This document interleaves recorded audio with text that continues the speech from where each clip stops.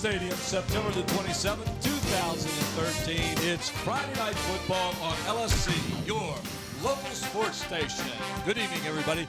I'm Paul Rowe, along with Frank Edgar, Bob Hintz, and Brent Musgrove down on the field, and Mike Hauser doing the stats, bringing you tonight's game, the visiting Phoebus Phantoms against the homestanding Hampton Crabbers in what has become one of the games that everybody, Frank, everybody looks forward to. Well, it's a great American rivalry night here at Darling Stadium. The United States Marine Corps is here, and they should be here. A great rivalry. The 46th meeting of these two teams since Phoebus High School opened in 1976. Hampton holding the 30-15 lead in that matchup.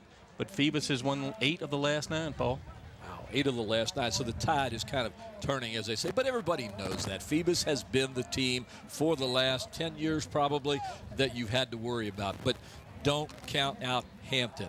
They're one of the toughest teams around that you're going to find. And this rivalry goes way, way, way back. Well, and the rivalry itself will spur on the Crabbers, who come in as the underdog tonight, as they have the last few times these teams have played. But they got a great quarterback in the young sophomore, Jovan Quillen. And they got a little inspiration. A couple of their former Crabbers are suited up in the Phantom uniform tonight, so that may spur the Crabbers on to a little stronger defensive performance than they've showed the last few games. And it's not just the players that will spur it on. It is the players that will spur it on, but it's the fact that these kids have probably, Frank, been playing against each other for how many years in rec ball and just sandlot ball? These guys know each other. They know each other very well. So there's bragging rights here. Well, there is, and I think Dave Johnson, the Daily Press, always quotes it best. There's only 3 miles between Queen Street and Ireland Street, and these two teams know that they know that distance, and they know each other very well.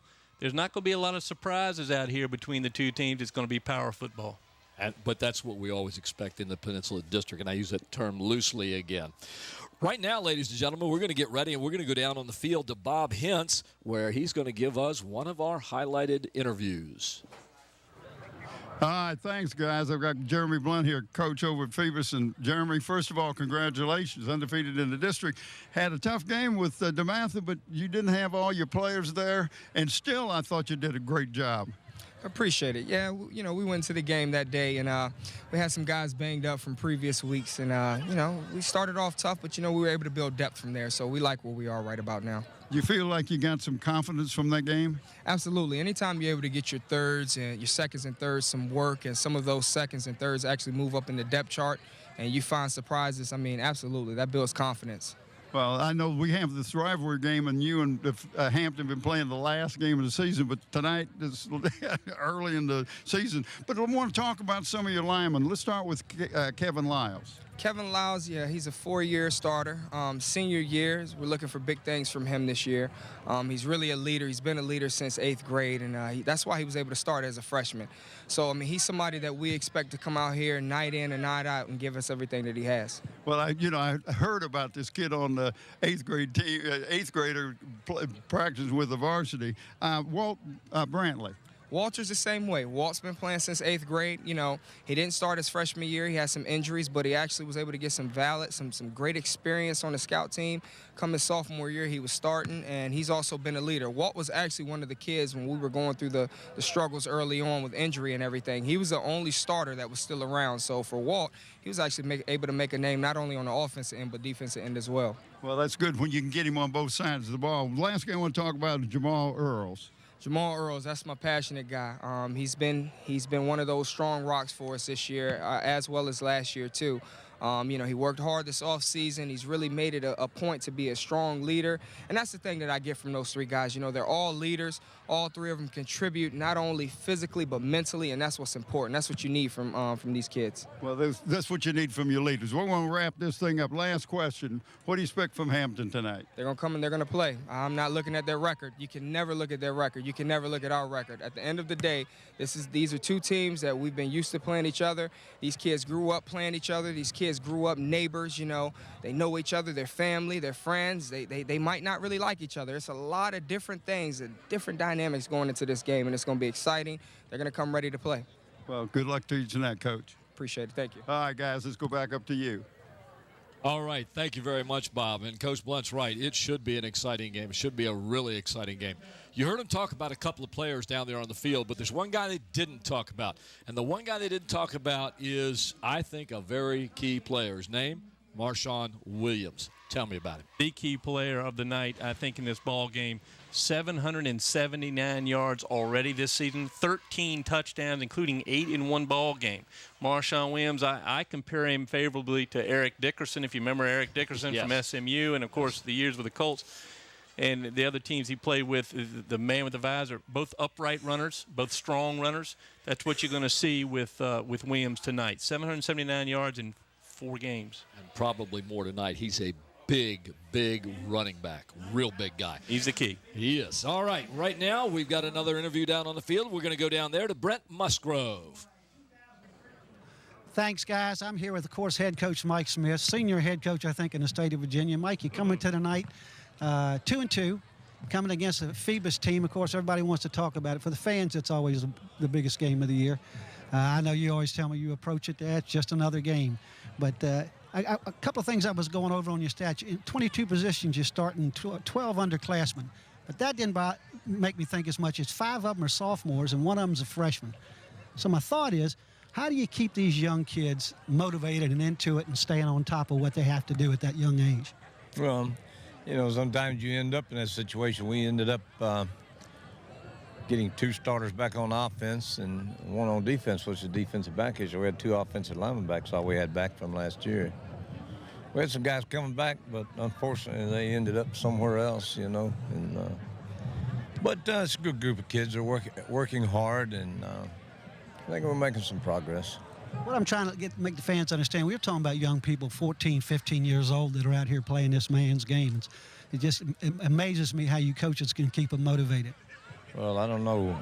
I can't think for the fans. You know, everybody's a coach now. They play John Madden football and listen to Gruden on TV, and they've got their own concept of it, you know, and they're entitled to that. But that's the least of my worries. The kids out here, you know, we've got a lot of good fans, and we've got some a lot of armchair quarterback fans and Sunday morning and Saturday morning fans. And everybody's got their own opinion, and the only thing that I'm concerned about is the kids and playing the game the right way and doing it the fair way. And we've got a good group of kids that work hard. I think that in the end they're going to be all right.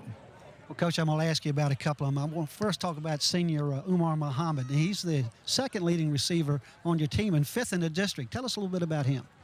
Well, Umar's a big, strong kid that has great hands, you know. He's got good speed. Doesn't have exceptional speed. He's got really good speed, but he catches the ball well, runs his routes well, and he's just a real strong academic guy. Nice kid, you know, and I think he's got a good future in football. Expect to see him at the next level. Yes, he will play at the next level. All right, let's go to another young man. Number 62 guard Joshua Hall, 6'3", 315.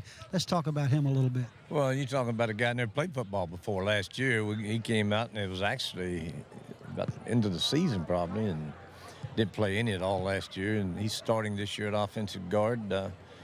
No experience, no idea what football was. Had played some baseball. Didn't make the varsity baseball last year, so he did play football. Just kind of a sideliner last year, you know, and participated in the scout squad. But Josh's doing a good job. Good kid. He's got a, and he and I both know, and Coach Mitchell tutored him along. He's doing well. Well, Coach, thank you so much. Last question that always comes up at this game is, I'm looking at the stats. Phoebus hadn't thrown much this year. What do you expect from him? We expect to see him trying to shove that ball down your throat? Well, if you got a big running back like they got, I guess he's been running down everybody's throat. He did the same thing last year when he's playing for us, so we expect he's going to try to do the same thing. Coach, I want to thank you so much for taking the time. And I guess if anybody knows how that running back works, you do. Thanks again. Thank you. All right, guys, back up to you. All right, thank you, Brent. And then that was a mouthful that Coach Smith said there about that running back whose name he didn't give, but that is a big running back that Phoebus is going to rely on tonight and try and do what they normally do and run the ball, run the ball, run the ball. But there's some interesting facts about this young Marshawn Williams. Well, Williams is a strong man, and the Hampton lines, which are pretty new compared to what they had last year. A lot of all district guys not there anymore. Are going to try to stop Williams. For Hampton, it's going to come down to how Jovan Quillen plays, the sophomore quarterback. If he can do what he's done in the past few games, he's the best athlete on the Crabber team, and if he can run the ball well against this Phoebus line and get a few passes off, Hampton's got a good shot. They're going to have a real good shot. All right, well, let's go down so Bob and Brent can wrap up their feelings about this game tonight and see what they say. All right, thanks, guys. I got with me Brent. And Brent, this is something that you and I enjoy doing this thing probably more than anything else we do. But we'd talk a little bit about this team because this is called the rivalry thing, and it was for many years, but that doesn't mean anything anymore. Well, just like we were talking last night, after all this is over again tonight, we don't know where it's going to shake out, what's going to fall into when it comes to conference play. But again, it's a Hampton-Phoebus game, and if the coaches won't admit it that it's a big game, all these people are going to be here. That's why they're here. It's Hampton-Phoebus. That's exactly right. Talk a little bit about the Phoebus has got two quarterbacks. They've got Joe Addison, who was at Hampton last year, and Terrell Tolliver. I'll get it out in a minute. Now, when he's not quarterback, he's playing wide out. Well, yeah, Tolliver will start at slot according to the roster, and Addison will start at quarterback. He's probably a little bit more of a pocket passer than Tolliver is. Tolliver's kind of like a Quillen for Hampton. He's a dual threat. Don't know if he throws as well because Phoebus hasn't thrown that much. If you stop and look at what Phoebus has done, they got the #1 rusher, of course, in Williams. But if you go through the whole rest of the top 5 in these stats, they don't have a top 5 passer or a top 5 receiver. Right. So is Hampton want to force them to pass? We don't know. Mike Smith knows Addison, the quarterback, as well as anybody on that field. He sure does, and he knows Marshawn Williams as well as anybody. But with this wind, it's going to make it a little tougher on the passer and, of course, on the kicking game. And the wind is coming out of the east, and it's pretty hefty. I would imagine it's at least 20-mile-an-hour gusts. Talking to Jeremy Blunt, senior leadership is very important. And Hampton's got a young man, they call him Bubba Quillen. But this young man is the real deal. Well, Bubba's the first Bubba who's ever been on a football team, you know. But if you take a look at him, of course, he's second in the district in passing. Got 11 touchdowns in the air, and he's fourth in the district in rushing, 4 or 5 more touchdowns there. But the other side of that is Hampton's got 2 of the top 5 receivers in the district, and that's in Wilkins and Muhammad. So if Hampton's going to make this thing happen, if you look at the size of the lines, Phoebus definitely has advantage on size and experience. Hampton's got a sophomore and a junior starting on their lines, and so when you look at Phoebus, they got 4 seniors. They're loaded with seniors. They're loaded with seniors. So like you always talk about in the line of scrimmage and where it's going to happen. You got to control it. But I'm going to talk a little bit about, you talked about Taquan Wilkins. Now, this kid played baseball, plays left field, chases down play. He stole 11 bases, 11 out of 11 last year. So he's got some speed. So he gets him back there, he can get his hands on the ball. He's going to catch it. So, again, can you get the ball to him in this kind of weather? I don't know. Well, what we do know is that Wilkins probably has the best set of hands that I've seen so far this year. And he gets up. His timing is really good because we've seen him on some plays where it's just no way he's supposed to get that ball. He takes it away from players. The best part of this is the quarterback's a sophomore, and that receiver we're talking about is a junior. So we're going to get to see this some more time, and they're going to get better. Well, if you stop and look at it, the last 18 years, Hampton Phoebus has won 12 state championships in the last 18 years. Phoebus has won 8 of the last 9 of these contests. Yeah, this is it. Well, if you go back, we can go coaches all day long, but this is just comes down to, for me, probably the game of the year, even before we get to the playoffs. Yeah, because there's so much bragging rights that goes with this. And these kids, like we've said before, they all know each other. They're sitting somewhere in a soda shop, if they still have soda shops, having a milkshake. That's the way I like to think about it. So why don't you take it and close it out? Well, listen, we appreciate taking time to, and we're going back up to the booth, guys. All right, thank you, guys. And those are some of the final thoughts about this game tonight, the big rivalry between the Phoebus Phantoms and Hampton High School. At this moment, ladies and gentlemen, we're going to go down to the field for the presentation of the colors and the playing of the national anthem.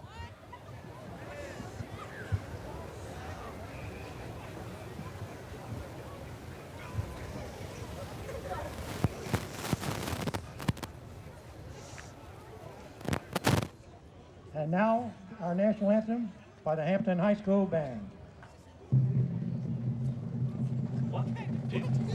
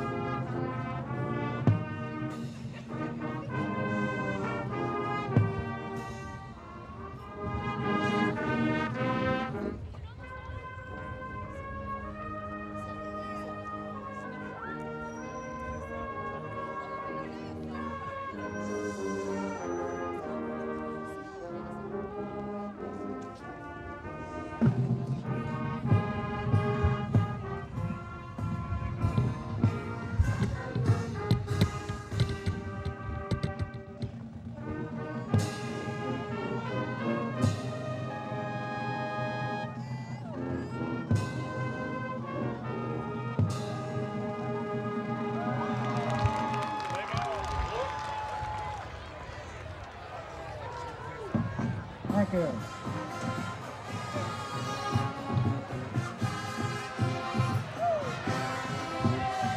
All right, and there we have the national anthem that is going to begin the game that has been known as the rival in Hampton, as the Phoebus Phantoms play the Hampton Crabbers tonight. This game, I got to say, you just get up for this game. You know that you're going to have to be here. Look at the sea of blue fans that are out there. Look at this side where the red and white is. People live for this day. People know that they're going to come to this game ahead of time. You were here early with us. 5 o'clock, people are already starting to come into the stadium. They want to be here. They want to watch their team, their players, as they go up against some of the best competition in the city of Hampton. Well, I was noting to you earlier, it's not November. And they've played in November for the last, 8 or 10 years. At least. Played the last game of the year, and then you would see the matchup again a week, 2 weeks, 3 weeks later in the playoffs. Unfortunately and sadly, that is not going to happen. This is the meeting between Hampton and Phoebus in 2013. There will be no playoff matchup under the new system. Hampton in Division 5, Phoebus in Division 4. So we're not going to see this game. We are seeing a large crowd tonight. I'm thrilled to see that. It's a beautiful night for high school football here at Darling Stadium. Big crowd coming in now. Probably the biggest crowd we've seen all year, and rightfully so. This is probably the best rivalry game in the Peninsula District, and we're going to see a good one tonight. We've got a lot of great athletes on both sides of the field tonight, and we should see a great one.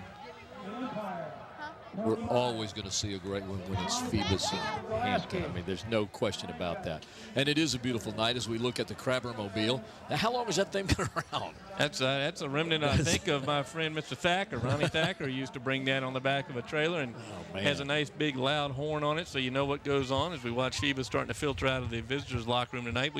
One thing we'll note, the numbers are much more readable tonight. Hampton wearing their beautiful red tops with the white numerals, and Phoebus in the white top with the blue numerals. And we'll see if we'll be able to call it clean tonight. Hampton has those black jerseys. Phoebus has those white ones. It's almost impossible to read. That's a great camera shot, by the way, there, and that looks like Steve's camera.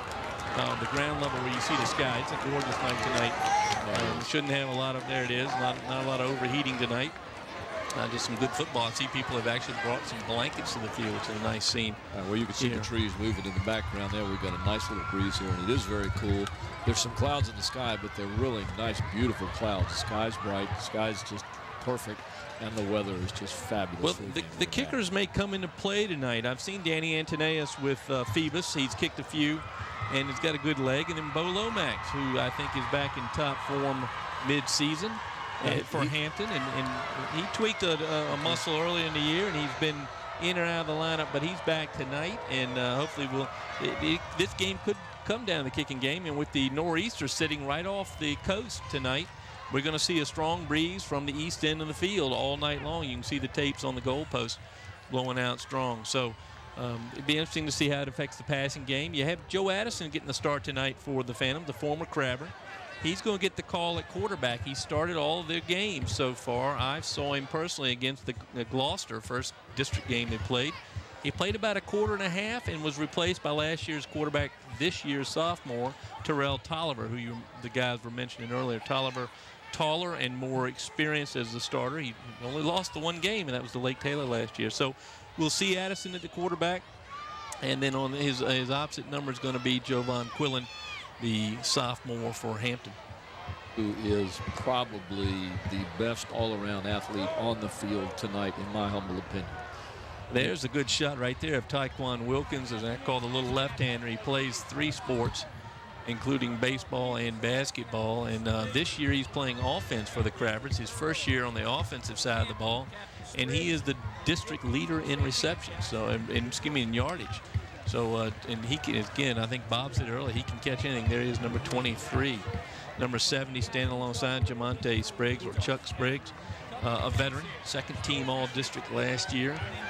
So one of the few returners on that line for the Crabbers. There's Kevin Lyles, good shot of Kevin, number 54, who we saw first as a freshman up in the state playoff games, and he was terrific. All right, let's go down to the field now for the flip of the coin. The other thing is penalty enforcements. Some of these penalties have as many as 3 options. If it's one of the automatics, like encroachments, false starts, we'll walk that off and never call a captain in, okay? But the other ones, with all these options, I'm going to get a captain in here. I'll try to give you the option that I think is best for your team first, okay? But I'll keep running through them until we've exhausted all of them. If you don't understand it, just get me to repeat it, and I'll do that. I don't have a problem if you stand so that you can see your coach while I'm giving you those options. And he'll tell you whether he wants to take the penalty or not. Okay, that's fine with me. But once you make a choice, I got to go with it. Everybody understand that? Okay? If you would, sir, I'll have you do the toss. We've already done this, guys. You know that. Who's calling? Well, that's okay. Phoebus has won the toss. Phoebus has won the toss. Let me do this. Phoebus has won the toss. Hampton has elected to defend the west end of the field. I'll say identify the captains there. That's little Walt Brantley, number 78, that was taking up a lot of your screen. He's one offensive guard. The other is Jamal Earls, number 52. You saw him. The guys talked about both of them. They form a very strong core to that offensive line, with the center Damian Chesson stepping in as the starter this year. Of course, Harry Lewis and Tremaine Sweat, the rest of that offensive line for Phoebus, which is so important for that young man you saw in the picture there with the long hair, Marshawn Williams. Yes.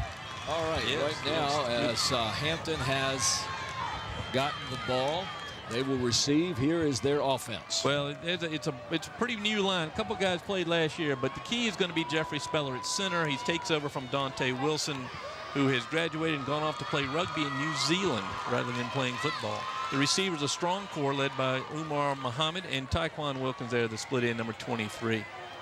And then, of course, there's a good picture of Jovan Quillen, the quarterback, young man who's going to carry the ball probably as much as his backfield teammate Demetrius Strickland, number 2. All right, Danny Antoneus, Yes, Danny Antoneus for Phoebus is lining up the ball.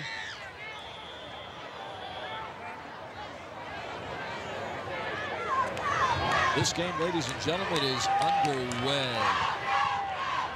We will be taking it about the 4-5. As soon as I've got the number here, I'll let you know who that was. Got it, Antonio Biggs in the tackle for the Phantoms. They were at it just past the 20-yard line. Now let's take a look at the Phantom defense. See the men we mentioned up front: Kevin Lyles, Walt Brantley, Harry Lewis, all 3 veterans. At linebacker, the key there, Breon Baskerville, who's played a couple years. And in the backfield, Robbie Robinson, the star last year as a freshman, first team All-Peninsula District. Jovan Quillen under center for the Crabbers. In motion, Demetrius Strickland. The ball goes to... Right, is it Tony? It looks like Quillen kept it himself that time. Snagged out there by the Phantoms.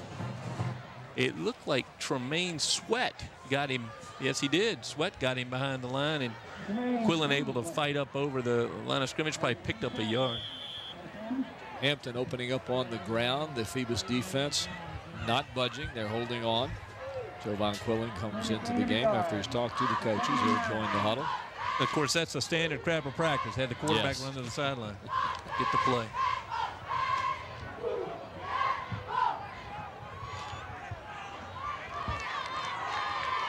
Quillen from the shotgun. He'll hand it off to number 2, Demetrius Strickland. He'll go over the left-hand side. He'll pick up a couple of yards and get it back over the 25-yard line. And that time, Strickland followed Joshua Hall, the young man that Bob or Brent mentioned in the pregame. Hall speedily threw the line and opened up a nice hole. Crabbers certainly want to be able to pick up 4 or 5 yards a rush tonight against this very strong Phantom defense. They want to keep the ball out of Phoebus's hands, I can tell you that. No question at all. Once again, out of the shotgun, Jovan Quillen. He's got 2 spread at the top of the field, 1 down at the bottom. He's got a man in motion now that looks like Wilkins. And he's looking for him. He's got it open. It's almost intercepted by number 15. Yeah, Darius Jones almost had the pick there. A little slow developing. I think everybody on the field knew that play was coming. Wilkins, of course, is the most likely target, so no surprise there. Probably should have thrown it a hair quicker. Yes. So Wilkins could be able to have some time to catch it. 4th and about 4. So we're going to see Bo Lomax in the punt for the Crabbers. Bo Lomax, number 13, out on the field. Line of scrimmage at about the 27-yard line. Bo will kick from about the 17-18. Nice kick, gets it high in the air. It'll take a bounce. It takes a Phoebus bounce and then kind of settles in at about the 44-yard line where it will be down. And Phoebus will take over 1st and 10.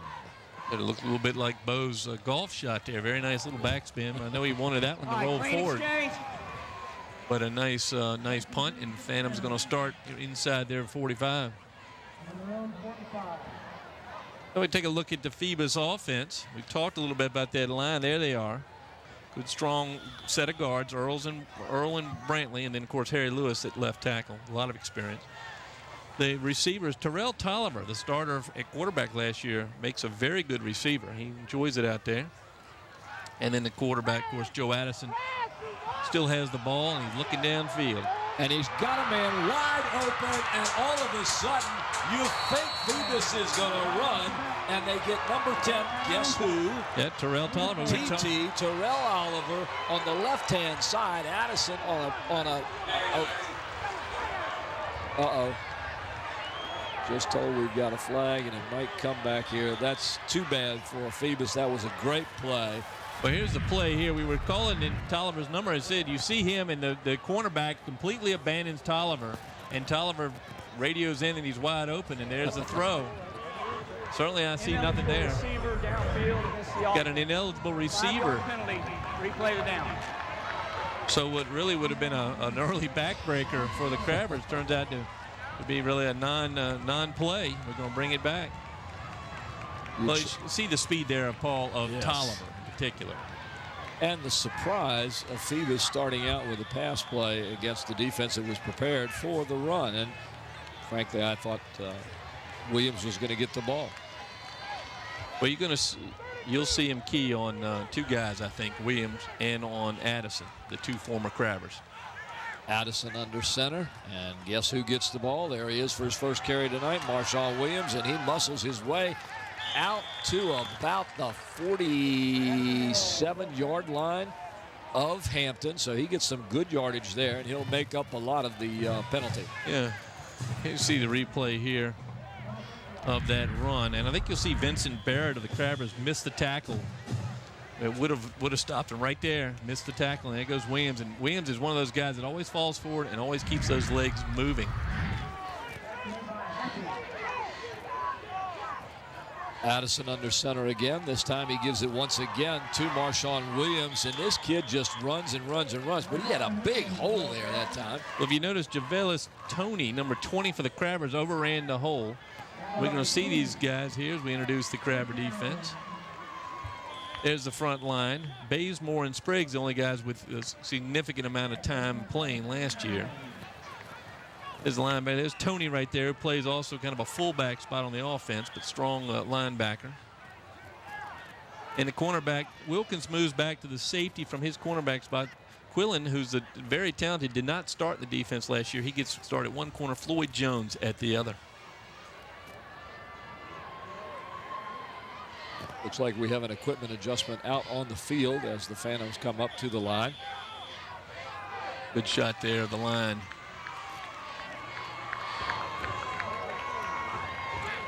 Addison does what he was going to do, and that's handed to Marshawn Williams. He's hit head on, but he takes on the tackler, busts loose, goes around and up to about the 30-yard line. Frank, that was a run. Well, Wilkins saved the touchdown for the Crabs, but you can see what I'm talking about with Marshawn Williams. You have to hold on to him, and you need some help. Here's a good shot here. We see hit right at the line of scrimmage by two Crabbers. They knock each other off of Williams. He keeps going, and then finally Wilkins with a nice tackle there. This kid is a runner. And a quick pass by Addison across the right side of the field. That was to number 11 for the Phantoms, and that is Troy Durham. Well, Durham saved his quarterback right there. The pass was not a very good one, but Durham able to pick it off his shoe tops and pick up the first down. Phantoms, after running the ball, go to the air once again. Mixing plays up a little bit. Addison brings him to the line. Again, hands the ball off to Marshawn Williams. He goes up the middle. He's stopped, and now he continues again. He's picking up more yardage, and he got about 4 more yards after he was basically stopped right at about the 15. Well, the Crabbers are tackling like Williams has Pam sprayed up and down his legs, because none of them are able to grab his legs. You'll see first right here, Vincent Barrett once again another shot on him, misses him.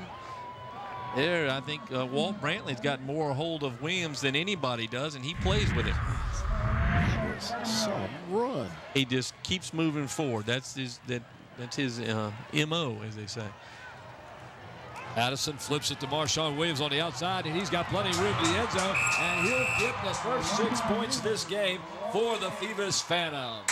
Well, a strong run there. And the problem with the pitch play for the defense is that Marshawn Williams builds up a head of steam, and then as he comes through the line like he did there, makes him tough to get a hold of.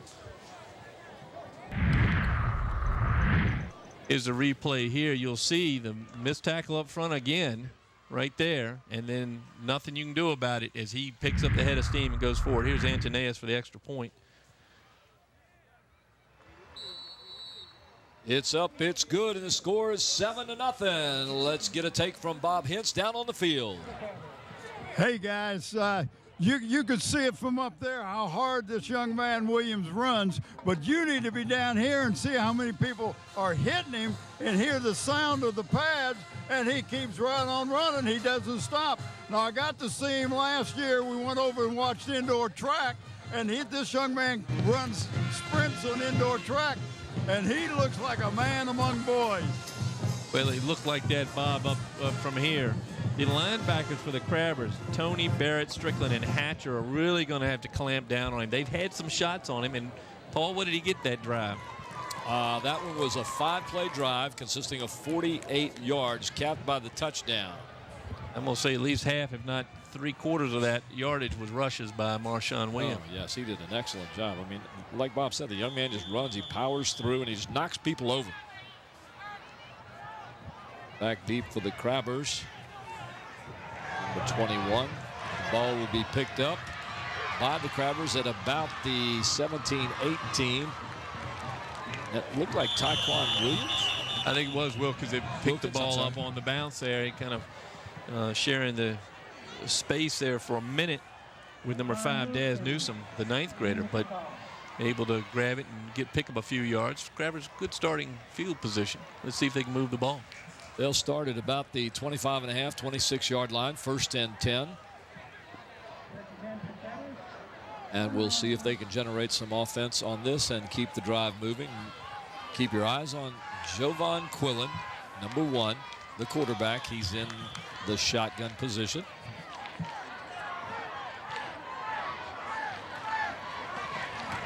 He'll roll out to the right-hand side, trying to find the edge. He gets it and rolls to about the 30-yard line, where he'll be down. Well, that's Quillen's forte, as he's probably explaining to Mike Smith what went wrong with that play. But he is really good and patient as he comes down the line on these plays, and he'll look for the hole. Brent has something for us down there. Brent? Guys, I was listening to you talk about how Marshawn was running, but one of the things you noticed, that very few people were getting to him until he got to the line of scrimmage or getting past it. He's getting all the help he needs from his offensive line, too. And a mighty big offensive line in front of him, Brent. Doing a good job, as we see Jovan Quillen on your screen there under center. He goes back, a quick pass to number 23. That's Wilkins. Again, that's a slant pattern to about the 40-yard line. Oh, great coverage by Robbie Robinson here, the sophomore, on the senior Wilkins. He's right there with him, but a good pass from Quillen. And that's something Quillen brings to this game, is a good arm. Yes, he does, and Wilkins brings the good hands. They're going to need it tonight. The good hands. We saw him last week make some wonderful catches, as they spoke about at the beginning of the game. Once again, the Crabbers coming to the line. They've got two spread to the near side of the field, one to the far side. Quillen with the lone run back. He takes it, drops back, looks for a receiver, can't find one, sprints to the left-hand side, turns the corner, gets up to about the 48-yard line, where he'll go out of bounds, close to a first down, but not quite enough. And Michael Hunt chased him down out there, but not quick enough to get him for the Phantoms. There you see Coach Mike Smith on the sidelines. Giving the play to Strickland this time. His assistant, longtime assistant Danny Mitchell, the head baseball coach for the Crabbers.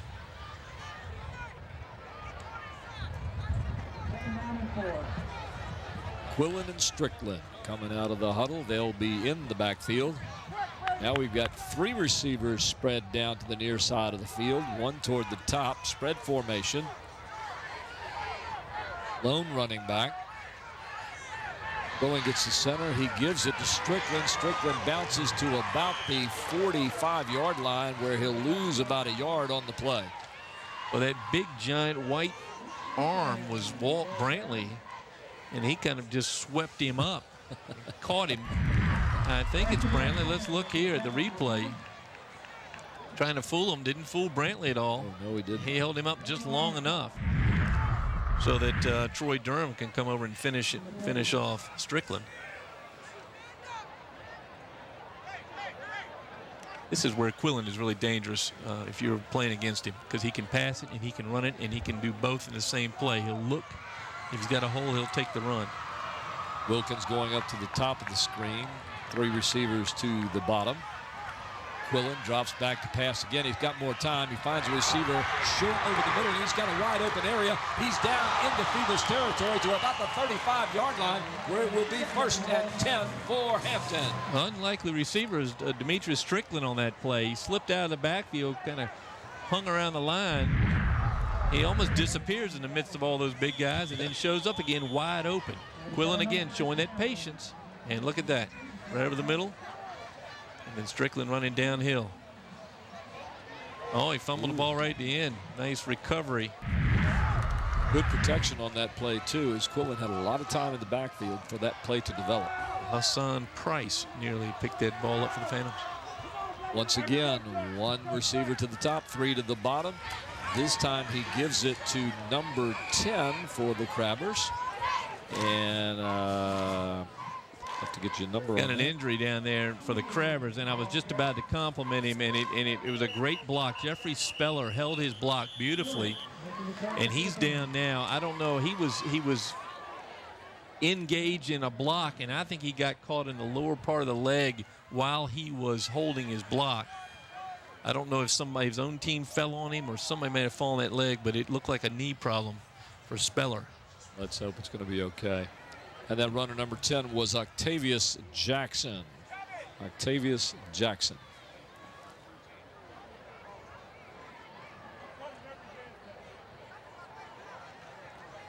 There you see the Speller, trainer. yeah. And I'm sure it's a knee, and sadly, I hope it's not. I mean, I hope it's not a knee. I hope it's a cramp. But he was engaged with his block, and then the crowd moved past him, and I'm not sure they got him as they moved past. Let's hope he can get up. Right knee, Paul. Yeah, I don't like it when they grab their knees. He's in a lot of pain. He's going to get him up, so. She's going to try and get him up. Plenty of healthcare professionals down there.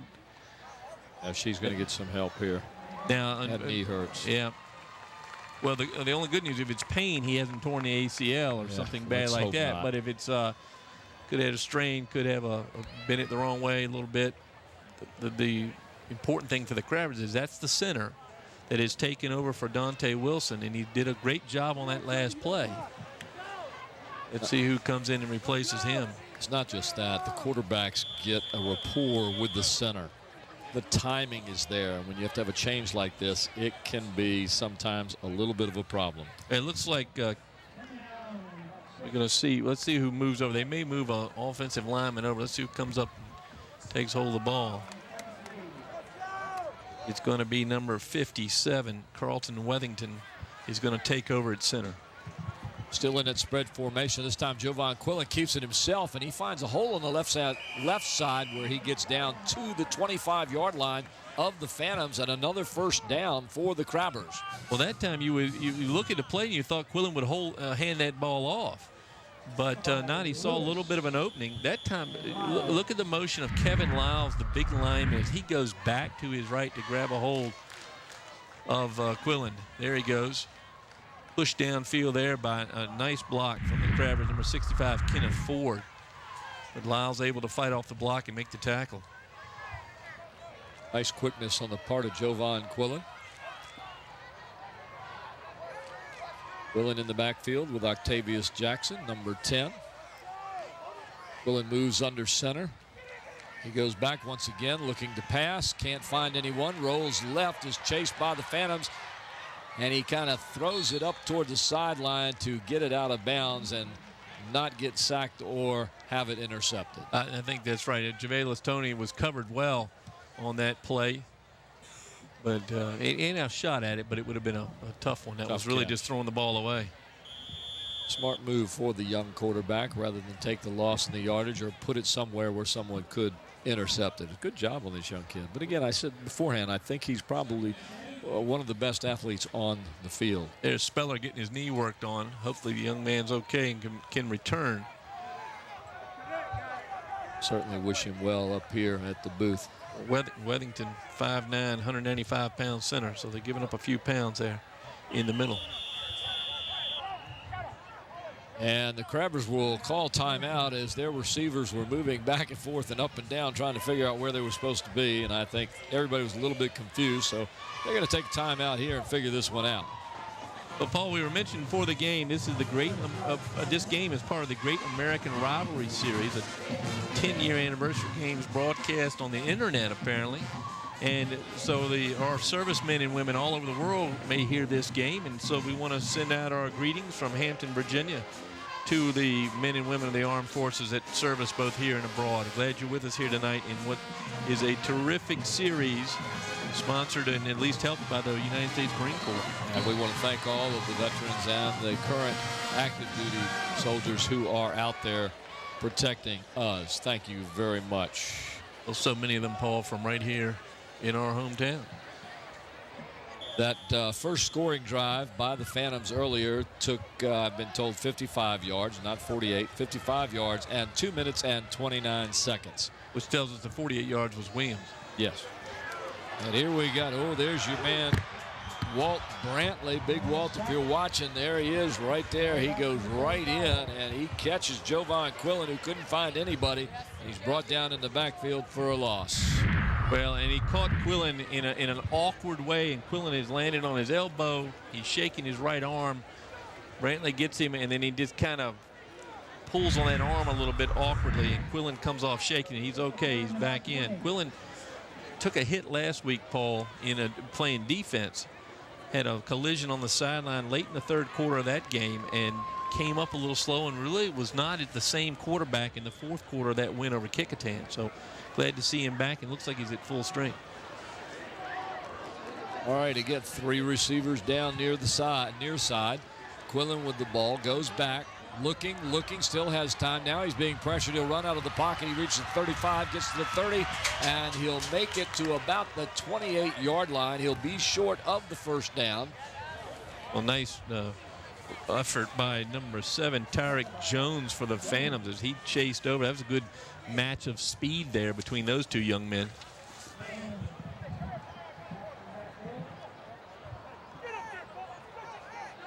Well, Quillen gets a few of the yards back. We'll see what he's going to do here. Looks like they're going to go for it. They're going to go for it here. 4th down.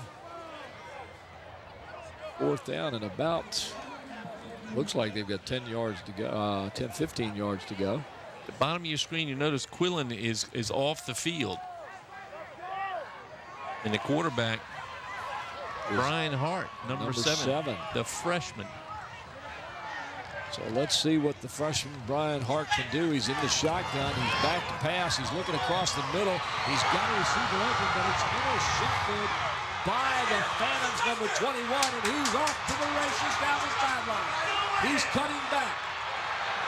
He's coming across the other side of the field, and he may get caught. No, he doesn't. He makes it into the end zone. Kenneth Giles, the senior, with the pick. Receiver looked like the ball was going to Umar Muhammad. And I have to look at the replay. If we get a replay of that game, we can see what happened. It looked like Muhammad may have just over his head. Now Hart just off the bench throws it a little high and right into the hands of Giles. Now watch Giles here. I'm not sure why this happened. He has a clear route all the way to the end zone, and he comes back across, and he's almost caught twice. He's running off some clock, Paul. He's trying to. No, he has the clock. Nice, and an extra point there by Antoneus is good. While we were looking at that lengthy run, so with 1 minute and 9 seconds left in that first quarter, the Phantoms have struck twice now, and they open up a 14-0 lead on Hampton. This time it was defense that put them on the board. The first time it was offense. What a nice interception. And I feel bad for the quarterback for Hampton to come in for one play and toss that ball up like that. But the young man for Phoebus did a great job on the interception. Good coverage on his part. All right, let's go down to Bob and get his take on that one. Hey, guys, we got the cheerleaders from Hampton here. Girls. You're watching LSC. All sports, all the time. There you go. A talented group of young ladies. We've seen some of those young ladies who've been cheering for 4 years now. They have, and we do have all sports all the time. And make sure that you watch Sports Time with Bob Hintz. Does a great job interviewing athletes past and present.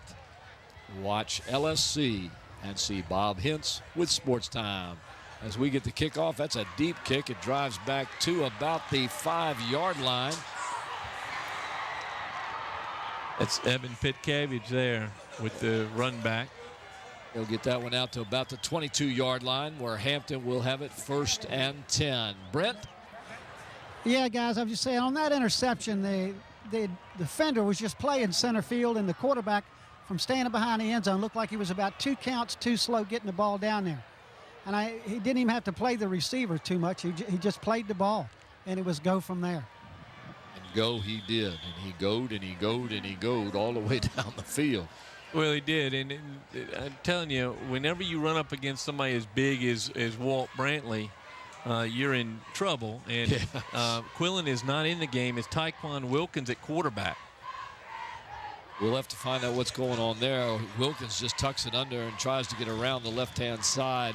He'll get back to the line of scrimmage, maybe a yard. And he introduces himself to Kevin Lyles on that stop. But this is a real concern. Now, here comes Hart again. Brian Hart, the 9th grader, is going to take over at quarterback.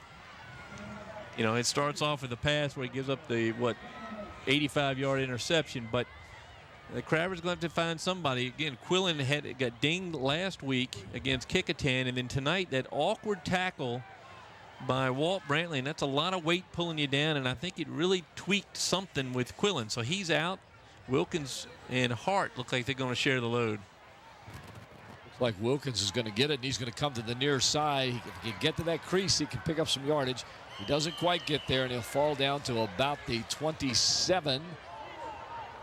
You know, we were talking earlier about Walt Brantley, and we were understanding that colleges are looking at him, but this is the kind of play when you watch a 300-and-some-pound man run around like he did that time. A great display of his speed as he's able to chase Wilkins down. Wilkins had to pause trying to find a hole there, but Brantley showing some speed.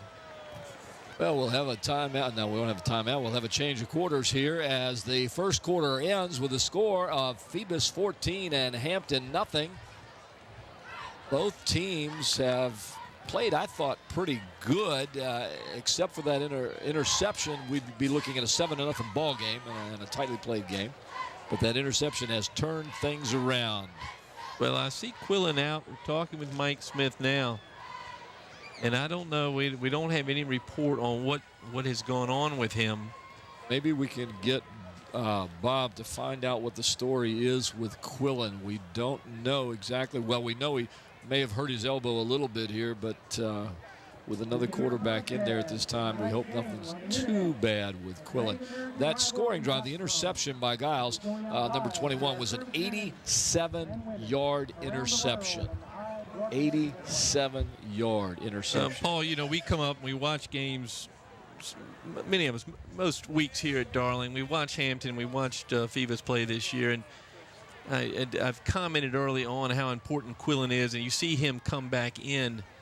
I don't think he's anywhere near full speed. I see Hart out there as a receiver, and Wilkins. It looks like Quillen's going to go back to the quarterback spot, but we'll see how much whatever this little tweak, this little injury is, that we'll see how much it slows down Quillen, because the point is he's so important to this Crabber offense. He is, and he's in the shotgun. He gets the ball, and he's going to throw and test that arm right off the bat. He's looking for someone, can't find anyone. He finally throws one across the middle, but throws it kind of low as there was a defender right on the receiver. Well, and Wilkins is I think, running all sorts of routes that weren't drawn up, just trying to get open that time. Now, the good news for the Crabbers that time is that they held that line of Phoebus for a long time. So that was a really good display by the Hampton offensive line. Well, that's going to be key for them if they're going to throw the ball like they want to throw, and they keep showing that they're going to be throwing. Right now, of course, they're going to punt. Now here's Bo Lomax in punt formation.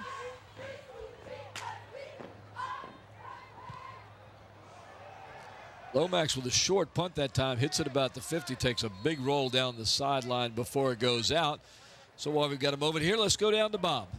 Hey guys, I just got in talking with Jeffrey Spiller, the center. Somebody rolled up on his leg, and that's what's happened to him. And I don't know if he's going to go back in or not because he's still got some pain.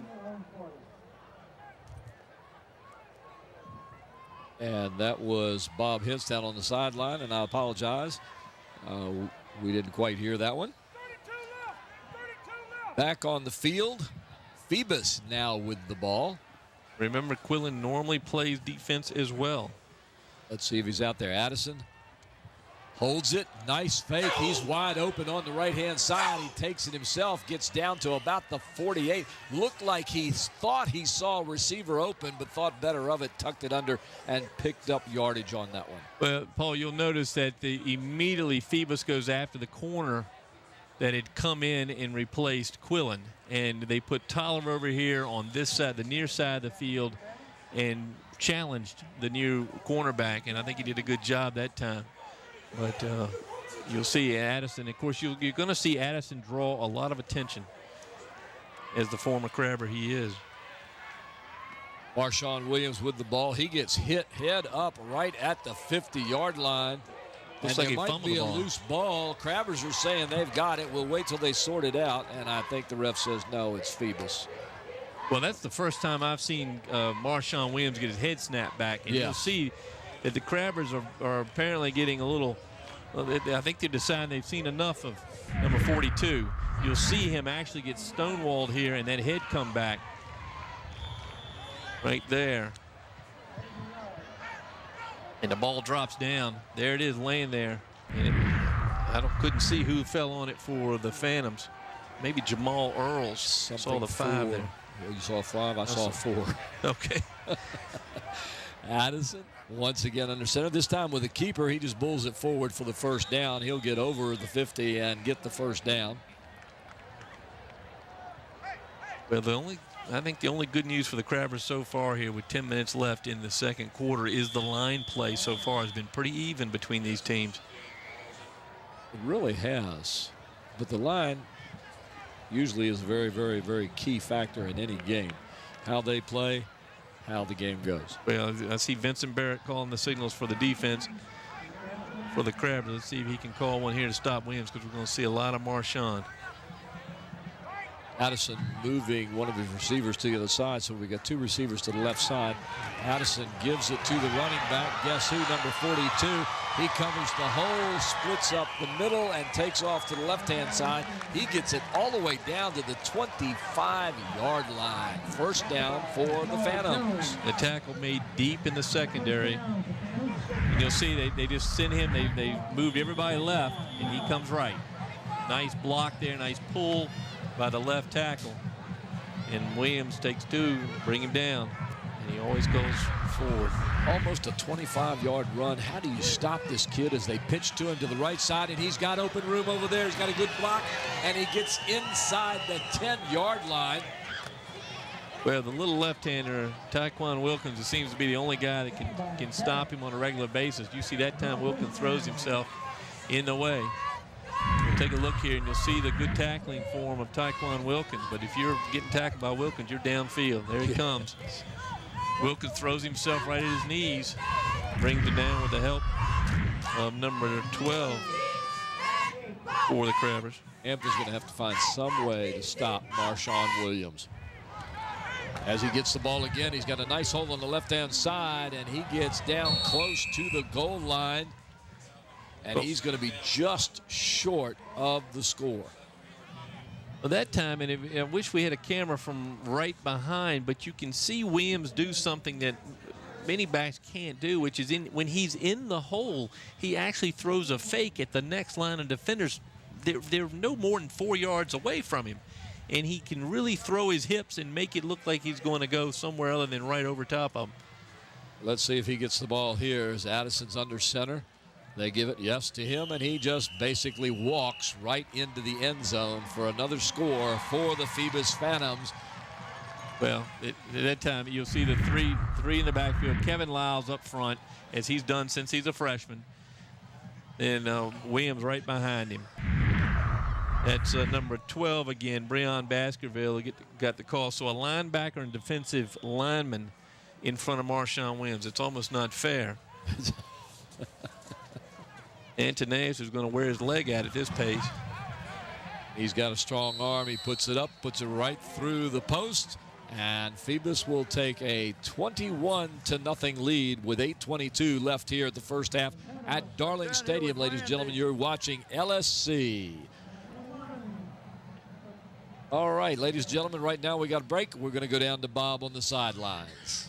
Hey, guys, I know you didn't hear me earlier, but Jeffrey Speller got somebody rolled up on his leg, and I don't know if he's going to come in or not. He's still got some pain in the leg, but I was watching Marshawn Williams run just before he got down to the goal line, and if you notice, he just hurdled one of the defenders trying to tackle him. What a athlete this young man is. Well, he just runs over people, Bob. He just, I don't know how they're going to stop him.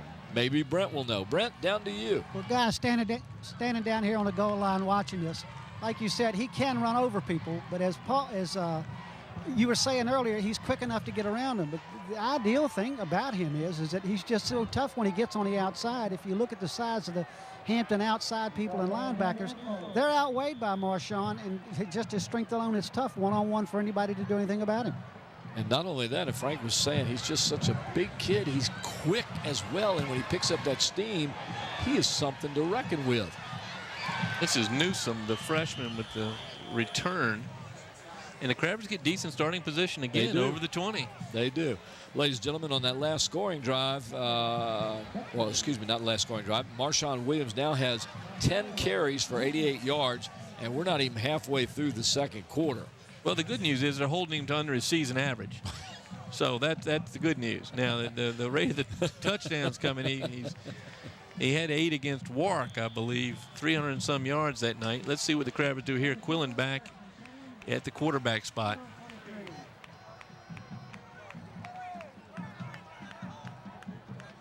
Three men in the backfield. Quillen out of the shotgun. 2 receivers to the right side, the upper portion of the field. Quillen gets it. He fakes the handoff. He's looking downfield.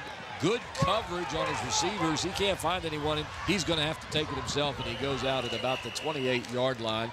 He'll pick up a few yards. But it looks to me like he's skipping. I mean, it's almost like he's favoring a leg, and he's not landing. I mean, Quillen is incredibly fast. And that time it looked, yeah, he's still pulling up that right leg. He's certainly got something wrong with that leg. Let's go back to Brent. Yeah, just what you're talking about. He is favoring his left leg a little bit. It's like it's hurting him just a little bit. You watch him when he's coming on a field one. But the other thing I wanted to talk about was on that kickoff return, one of the Phoebus players was making some gestures right after the tackle, and I want to congratulate the officials because he got right into the young man who was could have caused a problem and got him straightened out right away. These officials are controlling this game. Quillen with the ball once again, back to pass, look for a receiver, can't find anyone again. He's got plenty of time though. Hampton's line doing a good job. He finally passes off to the right-hand side, and that looked like number 11, and that's Floyd Jones. Floyd Jones, the wide-out senior for the Crabbers. So the ability for Quillen to move is so important in this game, and again, I think he's impaired right now with a little bit of injury, but that ability to move up and down, and he's got what I call the Ronald Curry patience that you see Crabber quarterbacks like Tyrod Taylor and Marcus Hagans and David Watford have. They seem to have a good feel for the game. The game seems to be a little slower for those young men, and even a little bit injured, and there's no question he's favoring a leg. He's still got the patience and the quickness to move and keep looking, because the Phantoms are dropping 6 guys in coverage. If you noticed last time, you mentioned there was plenty of Phantoms back. I counted them. There were 6 back there with 3 or 4 receivers. So they have the deep ball well covered. Which means they're a little bit light on the rush, and that's something else too. You're talking about Curry and Watford and the others that have that patience. They also had something else, and that's called time, because they had a good offensive line that would allow that time to see the field to make those decisions. But Quillen is certainly a game player, because he is favoring it right. I think it's the right knee he's favoring, but we'll see. But he's going to come up, and of course the line's going to have to protect him. Tight formation here. Looks like Quillen's going to try and take it, and that's a tough Phoebus defense that got in there. We'll have to see where they mark it. He might have gotten it as he rolled to the right, stretched the ball out. I think they actually kind of helped him across. So they had him. The one thing he wants to avoid is getting hit low, and that time they kind of pulled him across by his chest. You'll see it here. See if he does here. He lays on top of the pile, and you see they flip him down, and by doing so they roll him up to the first down mark. But way to go, way to just lay there, Jovan. Let him pull you around. It'll keep the pressure off the knee. Let the team work for you, the other team. So Hampton with the first down now at the 34-yard line, almost the 35. Again, they go to the spread receivers toward the near side of the field. Quillen under center, and he does a quick pass to Wilkins, and Phoebus was having nothing of that. They were waiting right for it. That was supposed to be a pass and run, and it was a pass and stop. Well, that one may have better gone to Hart on the far side who had man-to-man coverage. Next time they'll fake that and go back to the right, because Hart had man-to-man, and despite being a 9th grader, is extremely quick. 6 foot, 180 pounder. All and thin. Well, let me compliment Carlton Wethington, the center, who's Sid Speller's still on the bench. Wethington's done a nice job at the center spot. He's done an excellent job so far. No problems whatsoever. Nice shot of Quillen as he gets the ball, looking to pass again, and he dumps it across the center to number 2, and that's the running back again, Demetrius Strickland. I'll get that right in a minute. Demetrius Strickland, and that was basically the same pass play they had earlier in the game where he got loose and took off. Yeah, and you'll see Quillen that time took another hit, in the backfield. Let's see if he took it up in low or up high. No, good solid hit. Good tackle there by Troy Durham.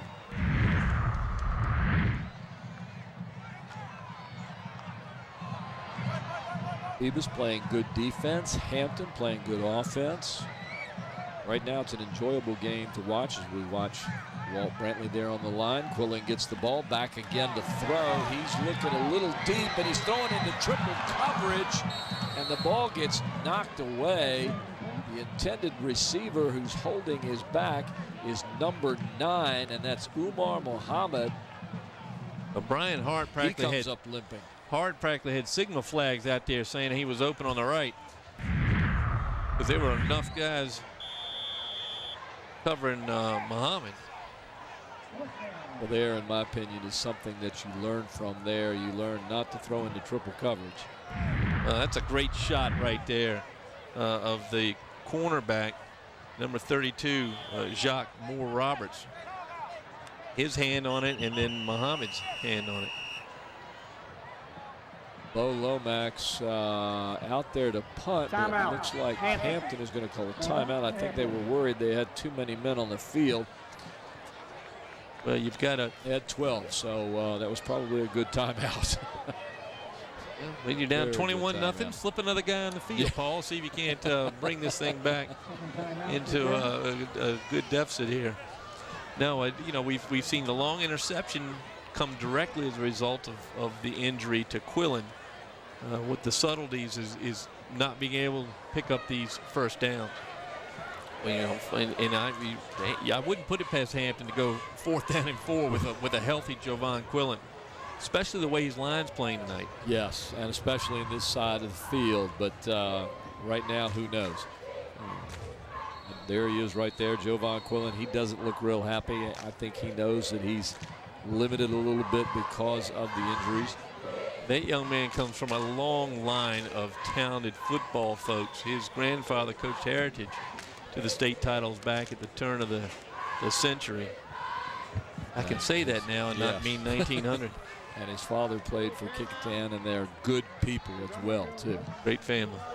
Lomax in punt formation. Gets off a punt toward the sidelines, and that's not going to go very far. They're going to mark it at about the 40-yard line, where Phoebus will take over 1st and 10 with 5 minutes and 26 seconds left in the half here at Darling Stadium. Paul Rowe along with Frank Edgar, Bob Hintz on the sideline, along with Brent Musgrove, and doing stats for us tonight, Mike Hauser. LSC, your local sports station. I wanted to mention number 12, Marlon Carter, has stepped in for the Crabbers. He's taking over the corner to replace Jovan Quillen. So Carter at one corner, Floyd Jones at the other, after that 19-yard punt by Bo Lomax. Addison, number 8 on your screen, under center. Back, quick pass over to number 10, Terrell Tolliver, TT as they call him, and he picks up a few yards before he gets out of bounds. Well, Tolliver has been a nice addition. Now that you can't have he was a great addition last year as a freshman quarterback. He's been a great addition for Addison because he's a nice tall target at the wide receiver. You see Strickland really lay him out there at the end. I think the Crabbers defense is going to have to stand up here at this drive. If they have any chance of coming back in this game, they're going to have to stand up against this Phoebus offense. Yep, there he goes. Marshawn Williams off the left side, knocking over tacklers as he moves past the 50 and into Crabber territory at about the 49-yard line. He'll get the first down for Phoebus. Well, you saw that time Marshawn slowed down a little bit when the Crabber, and I believe it was number 30 for the Crabbers, Pittman, held onto his foot and was dragged a few yards. Let's see if we can grab it here. You can see Williams met, and then he has a rider there. Right there, yes. That may have been Shamar Williams, actually, 32. That looked like number 4 for the Phantoms. You're going to have to get me a... Jamari Becknell, the sophomore running back, getting a carry there. Ari Becknell. Giving a rest to Marshawn Williams. No gain on the play. It'll be 2nd down and 10. from about the 49 of the Crabbers. They're into the field. 4:30 left in the half. Nice size fullback out there. Look at him. This time the fake, and he being Addison is brought down by number 33 for the Crabbers, and that is Ricky Hatcher, the outside linebacker, who got right in on the play. First time we've seen Hatcher in the backfield, and here he comes from the right side of the screen. Good speed, catches Addison off guard, and hangs on. Nice trip there by Hatcher. If you can get him down. Yeah. Crabbers need every part of their bodies to do it tonight. That's about a 9-yard loss as they'll mark it back into Phantom territory at about the 42, maybe 43-yard line.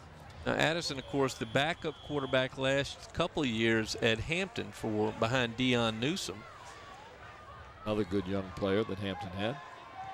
Another in the line of athletes that played quarterback that probably were more talented at some other position, but Stacked it was best backfield, Addison back to throw, and he's got a man open, and it's tipped away by number 11 for the Phantoms, and number 11 is I was going to say the Crabbers. Durham? It was Durham, and maybe, let's see here, throw down the field. It's a nice stretch out there by the Crabbers. I think Daz Newsom back there, wasn't it? No, number 6, Joshua Foster in the game. So a lot of new faces. So Terrell Tolliver will go back to punt at about the 25. He'll punt from about the 29. Low punt, bounces on the ground, and it is almost pressure blocked. He'll get it out. It drops at the 4. Takes a nice big bounce and is down at the 33-yard line. Hampton will take over 1st and 10 from there with 3:36 left in the half. So the Crabbers benefit from an exchange of both for short punts, but they're back where they were, so no loss. Crabber offense going to go to work here. They probably need to put a score on the board before the half. 25-yard punt by Tolliver, matching the 19-yarder by Lomax. Crabbers with good starting position here. Jovan Quillen still in the game. He sets up under center. Takes it back, rolls left, throws a little dump pass to about the 37-yard line to number 21. Javelis Tony. Tony is really a great player. He can fill in anywhere. You'll see him here. Comes out from his fullback spot, comes to his left, it's a little toss over to him, and he makes a great catch because that was a strong hit by Robbie Robinson. And number 21, Evan Pitcabbage, if I'm pronouncing that correctly, was the one that made the catch. And you can see the crowd is going crazy as the Marines are throwing T-shirts into the stands. On rivalry night, Quillen under center, takes it back, drops straight back. He's got a rusher right on him, a little screen pass over the center. And he will be complete to number Muhammad, number 9. Yeah. Muhammad. Umar Muhammad. That's a good catch for him. He's got to get in the game here. He'll pick up the 1st down. Is it going to be all over Tyquan Wilkins? You see how many Phoebus Phantom defenders were 15 yards down the field. They're so they playing for the pass.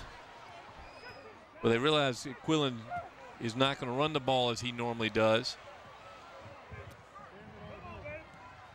Quillen back again. This time he hands it off, and there's an opening there.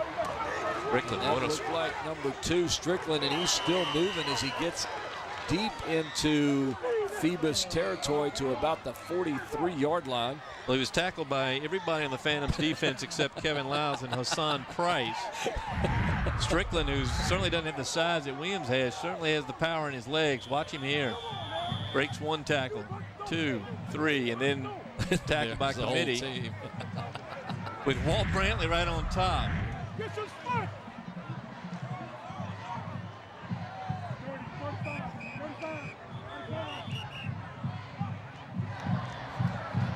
Timeout. Phoebus.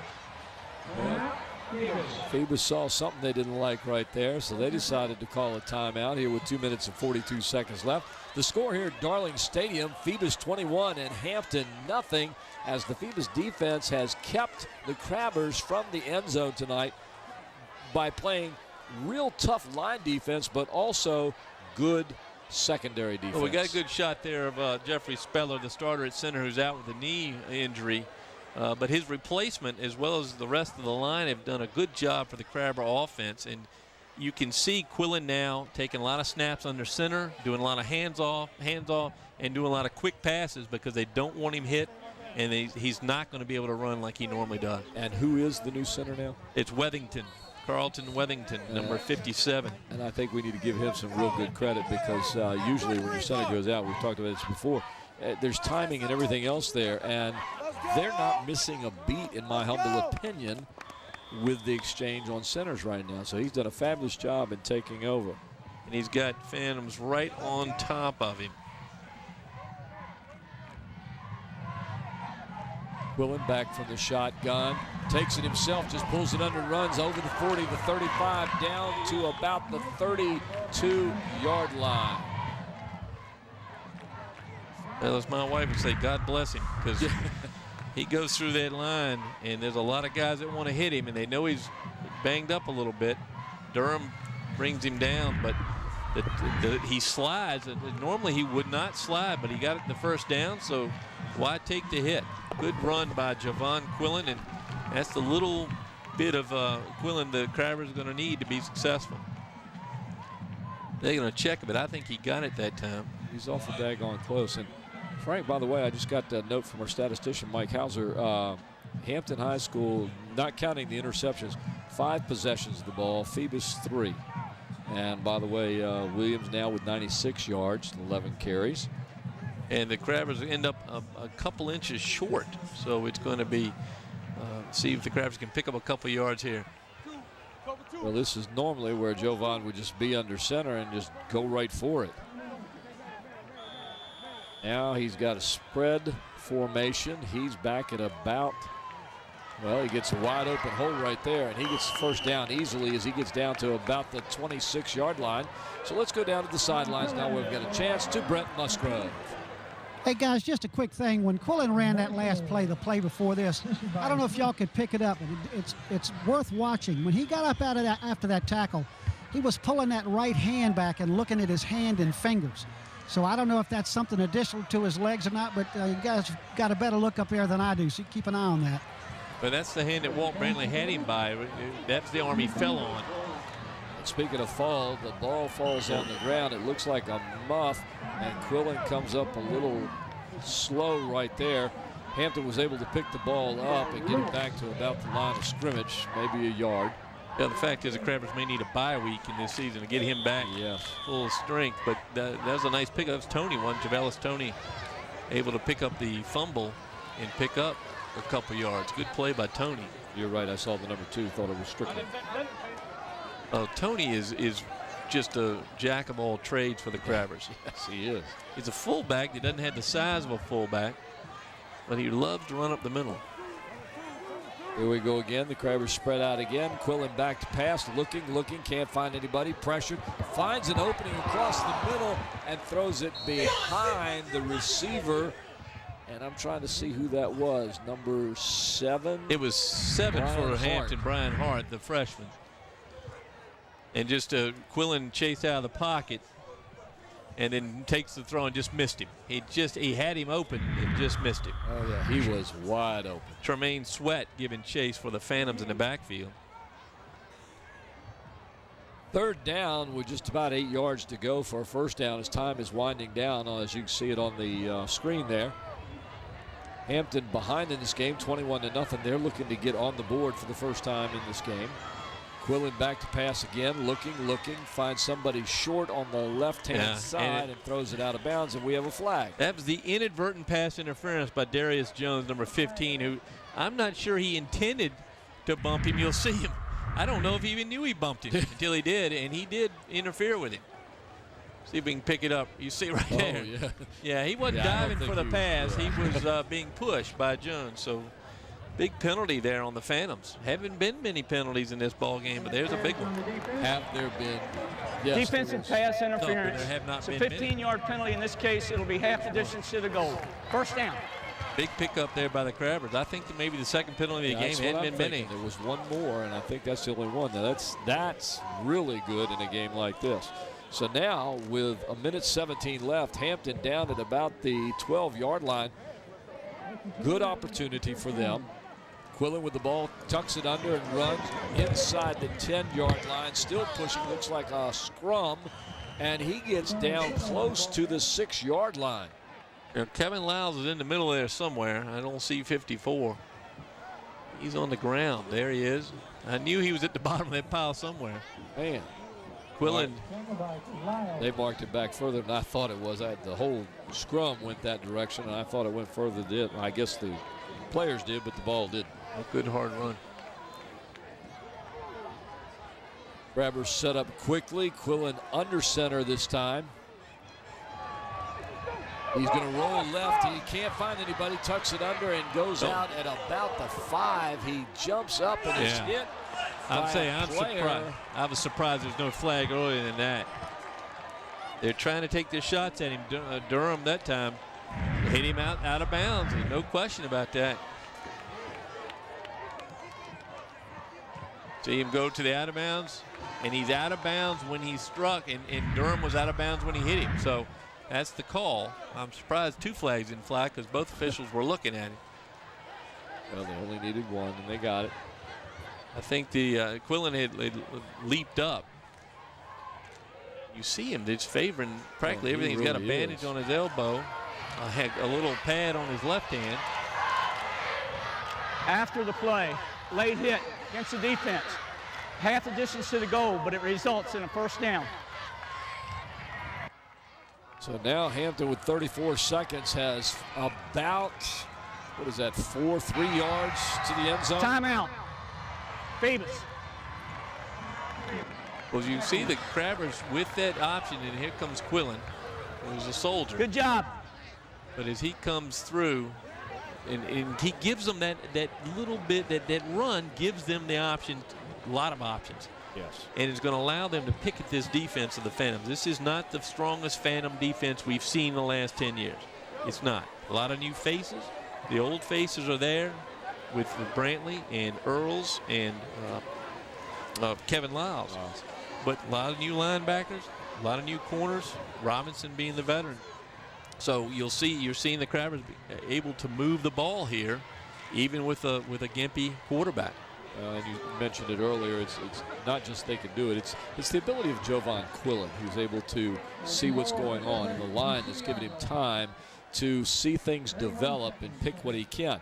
But you're right. That option play is a good play because they know that Quillen can run the ball. Although I think tonight he's limited a little bit due to some banging up. But he can still throw the ball. And like you said, if they pick that secondary apart, they can begin to move the ball. So here we go. First down, 34 seconds left, about 3 yards. Quillen under center, tries to take it himself, kind of rolls to the left on a fake give. And he might get back to the line of scrimmage, maybe gains a yard. Like Harry Lewis may have got him on the leg. Timeout, Hampton. The last timeout taken by the Crabbers in this half. We got a replay here. I believe it's Harry Lewis that comes through. Quillen in one little trip there. No, it was the cornerback for the Phantoms. Looked like Hassan Price able to reach in there and slow down Quillen. Jeremy Blunt quietly explaining how his players should play, giving that calm 27-second left speech. Just trying to hold this. Stop him is what he's saying. Watch this, watch this. Don't let him slide down the line. Don't leave any holes. Linebackers, watch the gaps, but don't let him put it up. Good shot of the crowd there. A real good crowd here now. The place is almost full, which is great to see. Yes, it is. I love packed games at Darling Stadium. There you go. That's a good shot of Walt Brantley and Kevin Lyles, along with Tremaine Sweat, as they stand and wait for 195-pound center Carlton Wethington. Quillen under center, 2nd and goal. There's Quillen right there on your screen. He takes the ball, hands it off to number 21, and he is crushed by Walt Brantley. Well, when you got Wellington at 195, and you got Brantley and Lyles at above 300 apiece, you're not going to get a lot of movement. He's done well just to hold them where they are. 9 seconds, and Quillen downs it real quickly. It'll be 7 seconds. There will be 7 seconds left in the half as Hampton wants another shot at this. Well, Quillen's going to come over and get a play from Mike Smith, and Mike wants this touchdown and to go into the locker room only down 2 touchdowns. Do you want that touchdown or do you want points? I think he wants a touchdown. Timeout. Phoebus. Phoebus calls it. Last timeout for either team in the half. I guess this is going to depend on how much confidence you have in your team in the second half.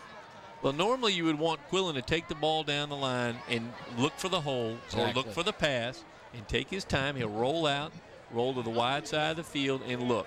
I'm not sure he has that luxury right now. So you're not going to be able to run through Walt Brantley and Kevin Lyles. You got to run around them. So the question is, which way is he going to go? And Mike Smith, of course, with 40-plus years of experience, has certainly got enough plays in his head that he'll find one that hopefully will work for the Crabbers here.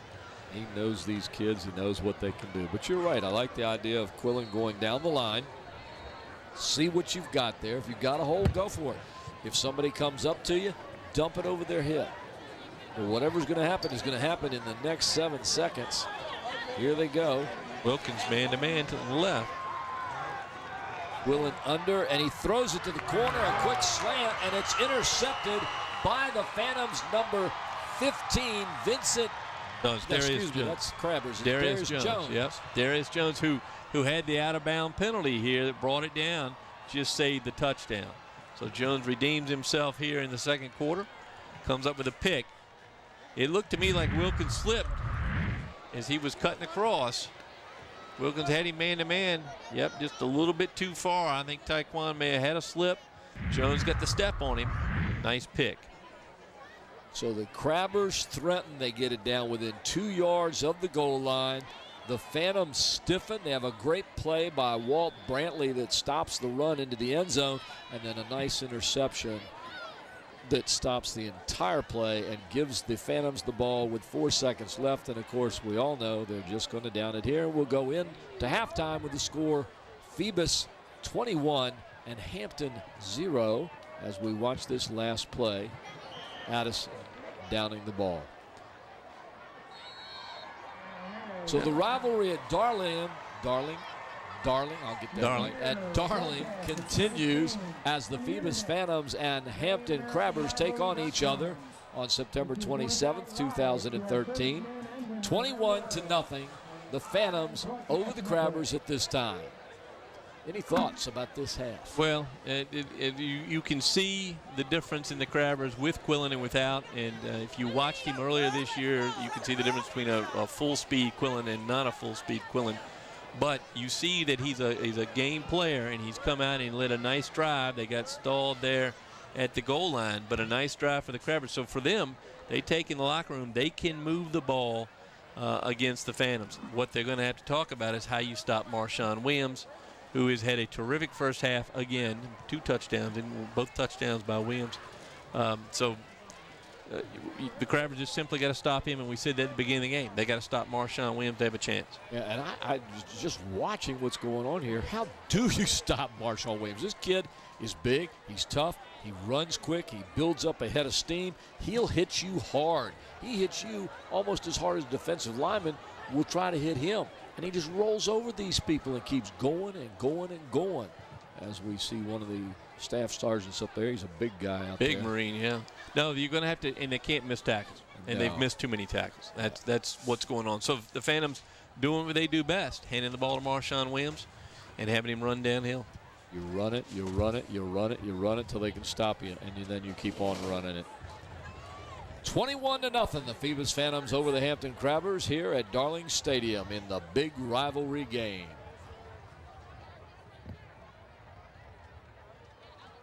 There's the rivalry football right there. All right, Bob, you've got some news for us down there. All right, hey guys, on that last play, that defensive back jumped before the ball was snapped. He just had a feeling that's where the ball was going to go. That's why he intercepted it. But that goal line stand with Walter Brantley and all those guys, they were not going to run up the middle. The only thing they could do was hopefully get a quick pass in.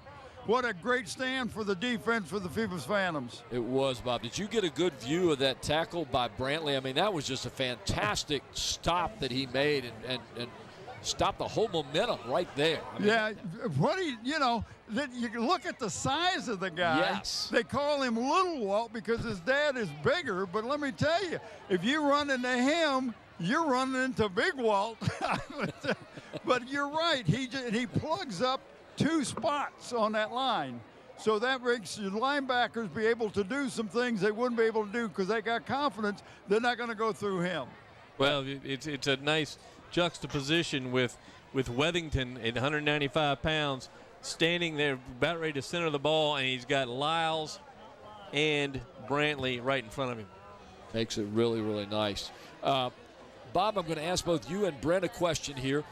On your end, Bob, what are you getting as a feeling on the Hampton side of the field?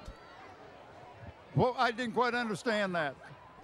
What kind of feeling do you get? You're on the Hampton side bench, right? Yes. Okay. What kind of feeling are you getting from the team? Do they feel like they're making success, or are they getting a little frustrated down there? No, there's no frustration. The coach isn't going to allow that to happen. But you can't help but feel a little down after being down there on the 1-2 yard line and not scoring. But these kids are going into halftime. You know Mike Smith and Danny Mitchell and that crew will make some adjustments. They'll come back out second half.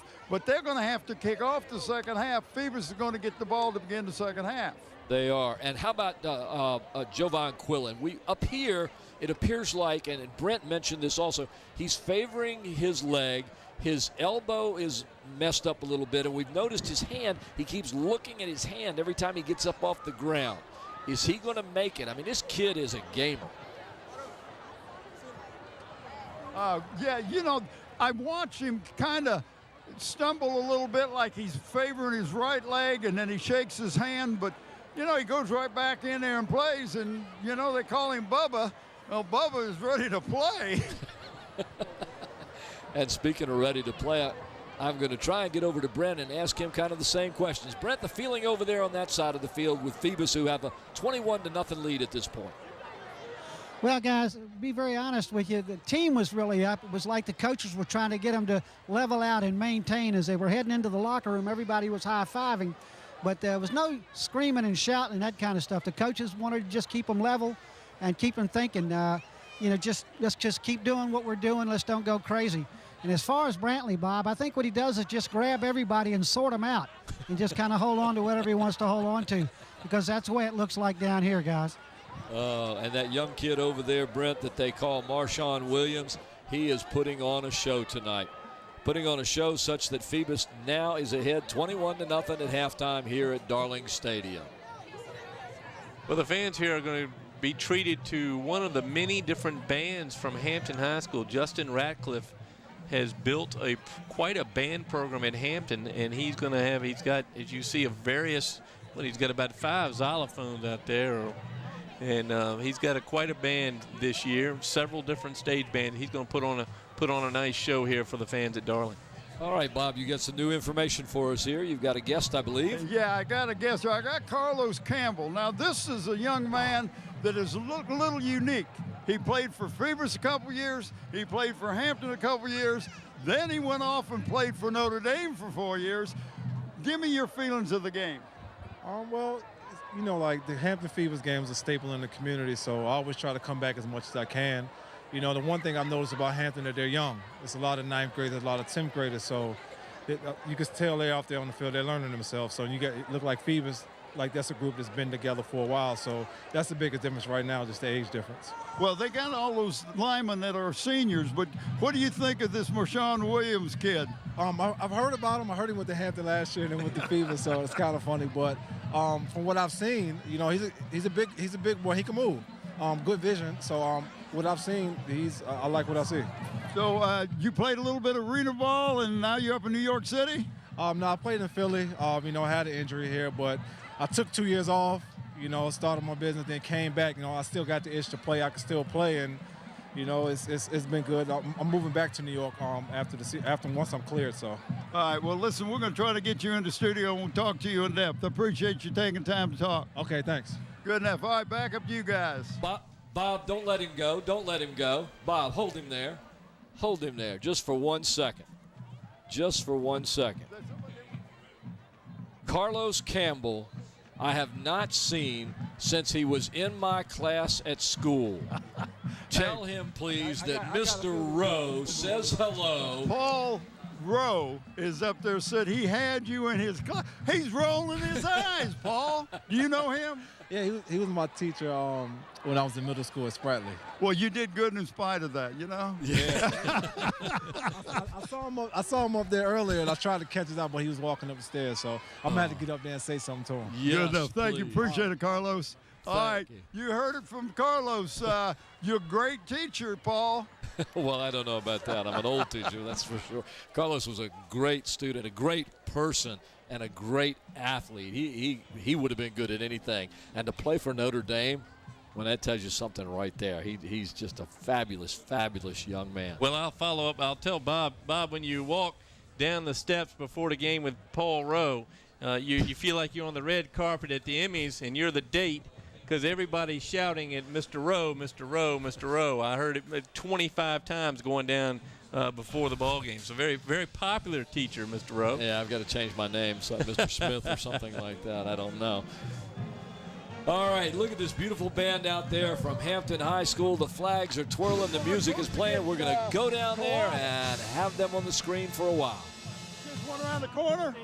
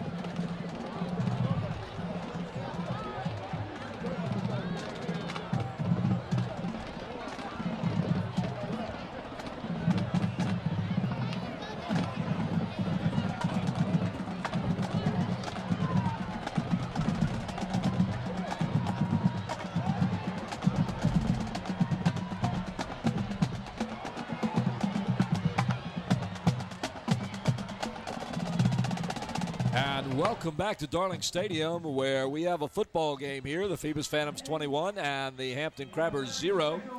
A really, really, really good game. All right, we're going to pitch to Bob right now on the field, and he's got an interview down there. All right, thanks, guys. I got the best-looking gal I could find. This is the Executive Director of Public Relations and Marketing for the Hampton City Schools, Diana Galati. Welcome. Thank you so much. How are you tonight? I'm fine. This is a great atmosphere to be here. You came from us from where? I came from St. Louis, Missouri. I was there about 8 years in the Hazelwood School District. And prior to that, I was in Texas. I actually grew up in Texas, around Texas football. Well, I was going to say, if you were around Texas, you had to be around football. Where did you go to school? I went to Stephen F. Austin State University in East Texas, Nacogdoches, Texas. Then I actually got my master's degree at Webster University up in St. Louis. Okay. Now, you come out here. What are your, I know it's early, but tell me what how you feel about the Hampton City Schools and what this whole thing represents. Well, I've been so happy with the entire experience. Everyone's so welcoming and friendly, and I'm very impressed with the school system. My oldest son is in the school system. My youngest will be here as soon as he and his father move here after we sell our house in St. Louis. But I've been very pleased. I think there's a whole lot of very positive things happening, and we just need to make sure that we're pushing them out there so that everybody knows how great we are. Well, I've heard some real good things about you, but I have to ask you one last thing. I was told to ask you about your shoes. Now, why would I have to do that? I don't know. I guess people are impressed by the heels that I wear, but that's just kind of how I am. I've always worn a heel, and I think they look nice, but sometimes they're quite uncomfortable.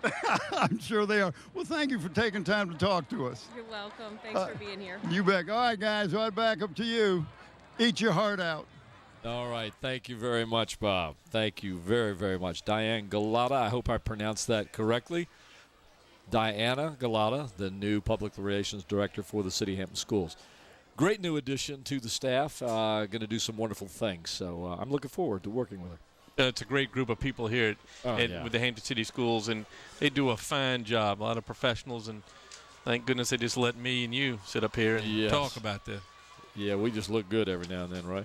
Now here we got some highlights here, Paul. Let's take a look at a few of those. Well, I think we know what we're going to see. Yeah. Been a lot of Marshawn Williams. There he is there. Breaks a tackle. I just predicted that, Paul.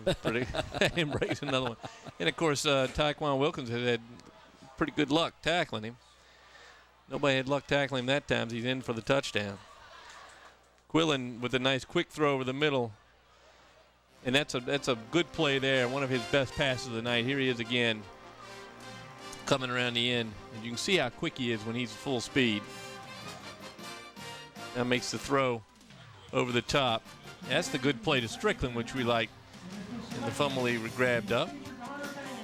This is where he gets hurt. You see Big Walt there fall on him and pull. Both arms and legs went the wrong way and slowed him down. And this is the result. As Brian Hart came in through the pick over the middle, Kenneth Giles runs it all the way back. He runs about 200 yards to make 100. Here he comes across the left. And there he goes there, and he's going to cut back to the right. He saw a lot of acreage there. There comes Marshawn Williams. Long hair flowing, and you know who it is. And he gets ahead of steam and takes a couple of crabbers to pull him down. Here he comes again. You'll notice how he runs straight up and he leans in and always falls forward. And here's the run up the middle where he just pushes himself down the line. And there's, that I got to say, that's so much Marshawn Williams as the blockers in front of him. Long toss by Quillen just off the hands of Omar Muhammad. Good tackle there by the Crabbers cornerback. That's Ricky Hatcher, I believe. And here comes Strickland. Well, the Crabbers have shown flashes tonight, just not enough consistency. At times, Strickland does his best Marshawn Williams impersonation. And here's Quillen up the middle, even with a dinged-up knee and maybe a little problem with that right arm. But here's the stand. That's Brantley there. And then the toss over the middle picked off by the Phantoms, number 15, Darius Jones. to stop that drive. That's a big play for the Phantoms because if the Crabbers come out and we see them lining up now, when they come out, they're going to come out strong, and they're going to try to hold the Phantoms here as the Phantoms get the ball first in the second half, and then put a couple scores on real quick to make this a ball game. And Hampton does not want Phoebus to get on the board quickly here. They don't want to be down 21-0, but to go down 28 is going to be even worse at this time. So their defense is going to have to rise to the occasion, and they've been playing very well so far in this game. All right, to Bob and Brent. All right, guys, listen real quick. I talked to Mike Smith when he came out. He says we just got to learn to tackle a little bit better and play our positions and not give these guys anything to go with. Got the chance to talk to Coach Blunt also. His main focus in the locker room was on discipline. He said we cannot commit those penalties and errors and cost ourselves stupid mistakes, give them another chance to score. But other than that, he's happy with his game plan and he's sticking with it.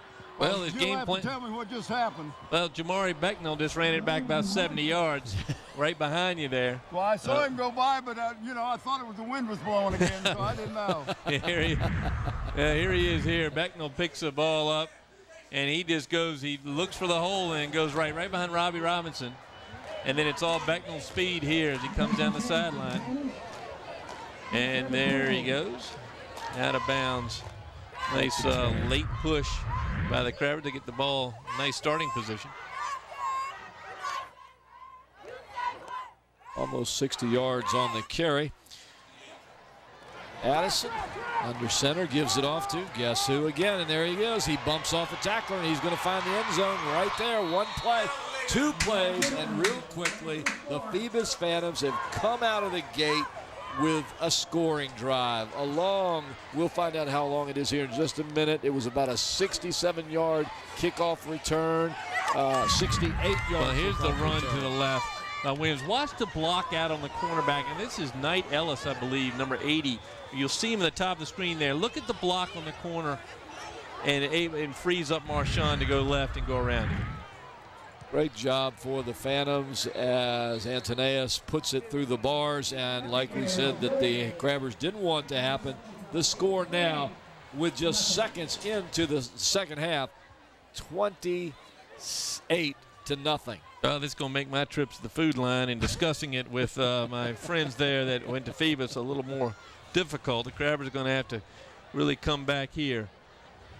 Oh, man. So seconds into the first half and about 80 yards on the drive, two plays, and they're on the board. And this game is really taking a twist that the Crabbers don't want to see happen. The 24-second drives can really do that to you. Yes, they can. I think what we heard from Brent and Bob lasted longer than that drive. That was quite a run back by Becknell. And then the run by Marshawn Williams here. Antoneus going to kick off here for the Phantoms. Crabbers, two quarters to get back. 24 seconds on that drive. So here's the kickoff by the Phantoms now. They'll kick it to the corner, the near side. It'll be out of bounds. Well, that's a positive development for the Crabbers. They're going to have to look at things like that and say, now we got a little better field position to start. And we're going to have to put together a couple of extended drives to keep the offense of the Phantoms off the field and get us some points. On the Phantom side, they're looking for the kill.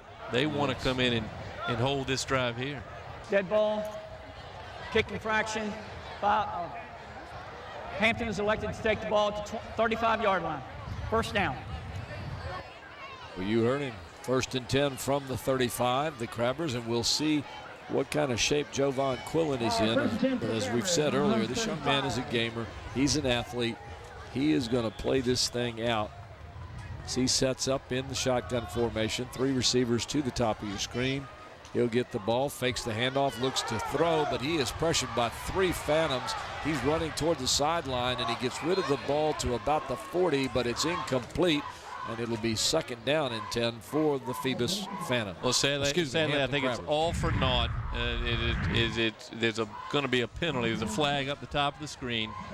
Looks like it's going to be marked off against the Crabbers. We haven't had a call yet. No. But and you'll see an illegal shift against the offense. Yeah. That penalty is declined. Brings up 2nd down. Wow. So the Phantoms declined the penalty. They're feeling their oats now, up 28-0 here. Well, it might have been replay of down, and they wanted second down on that one. Well, you notice that Quillen's a little off on some of these late passes, and I'm not sure that, again, that may have been a safety move by him to throw it away from his receiver. After that last drive, Marshawn Williams of the Phantoms now with 12 carries for 116 yards and 3 touchdowns as Quillen drops way back and lofts a long one down the middle into double coverage, and it's intercepted by the Phantoms, number 9. Well, it's a nice pick out there by the Phantoms, Hassan Price, who's played a strong game. Haven't called his name often, but he's been back as part of that deep coverage for the Phantoms. You see it here, and the last guy to see the ball is Muhammad for the Crabbers. And Price just beat his fellow number 9 up on that play, got better position, and took the ball away. Great play by Hassan Price, the senior defensive back. 2 interceptions now for the Phantoms. I think 3. 3, you're right. 3 interceptions for the Phantoms. 2 for Quillen. Yes. 1 for Hart. From Hart. Devastating when they put him behind. Marlon Carter back in for the Crabbers at corner, so Quillen not playing defense. Addison back to pass. He's pressured. He goes up the middle. He gets through, but then he's hit hard by his fellow, actually, a guy never played with, Anton Brown, who laid him out, tried to lay him out there, number 44. He's going to go toward the sideline there. A lot of new faces in this Crabber lineup. As Brown, a 9th grader, makes an appearance here and really lays the wood on Addison. Addison, again, a former Crabber, is going to catch draw a lot of attention from the Crabber defenses. They're going to try to hit him. They haven't had a lot of luck hitting Williams, so they're going to take it out on Addison. And now moving into the quarterback slot now is going to be TT. Terrell Tolliver at his old position, quarterback. He'll take it back, and there'll be a whistle. Flag is down here at about the 25-yard line. Flag struck prior to the snap. Pittman, the linebacker. False start against the offense. 5-yard penalty. Still second down. Here we were talking about hardly any penalties at all in the first half, and we start off real quickly here with a couple more. Well, there comes, is that Addison? That's Addison coming back. Nope, it's Tolliver. Tolliver still coming back. That pop he took from Brown may have put him on the sidelines for a couple plays. Hopefully nothing serious. So TT still under center. He's making some directions there. He'll get the snap, and we've got another flag. You'll prior to the snap. See the false start. Offense. 5-yard penalty. Second down. When Weathington came in and took over for Speller at center for the Crabbers, that went very smoothly. Here we're having a lot of confusion as Tolliver goes to the quarterback. If folks don't know Tolliver, he's a sophomore this year, but he quarterbacked the Phantoms last year, took them all the way into didn't lose a game, in fact, and he came in and took them into the playoffs where they met Lake Taylor in a miserable night at Harbor Park. Oliver once again, this time he gets it, and he hands it right off for a couple of yards. Antonio Brown with the carry, the fullback. I know he's happy to get the ball. Fullbacks always want to have at least a couple of carries to keep them coming back to practice. When you've got a guy like Marshawn Williams, it's hard to keep out of his hands, but you got to give him some rest, and it's. Well, he's a big fullback. Yes, he is. Have his size here, but he's a good 6-footer. And Danny Mitchell, who's encouraging his defense, that has played well only in spurts tonight. 2 receivers toward the bottom of your screen. Terrell Tolliver goes back to pass. He can't find anybody. He's scrambling. He moves to this near side. Can't get upfield. And he's brought down by numbers at 64. Looks like 64. That's Keontae Jones, a 10th grader. So a lot of young guys getting some playing time tonight as Jones in the game. Tolliver in his first series here hadn't had a lot of luck yet. Driven out of the pocket. Nice approach by Jamonte Spriggs. And he's hammered from behind. So with 4th down, the Phantoms are going to kick, and Terrell Tolliver, of course, handles those duties. He'll go back. He'll kick from about the 10-yard line, so Hampton should get field position on this exchange. There's a low a low center, and the ball is dropped. Wilkins, when he got it back. The Crabbers don't get a chance for much of a return, and they'll take over at the 48-yard line of the Phantoms, 1st and 10. Best starting position of the night, I believe, for the Crabbers. Yes, I think. Is that correct? We'll find out from our statistician if that was the best field position that Hampton has started with tonight. Hope we can find out from Brent if Addison is okay. You know, he came out after that hit. And he says it is. Yes, it is. We saw Addison get hit there and then come out, and I hope he's okay.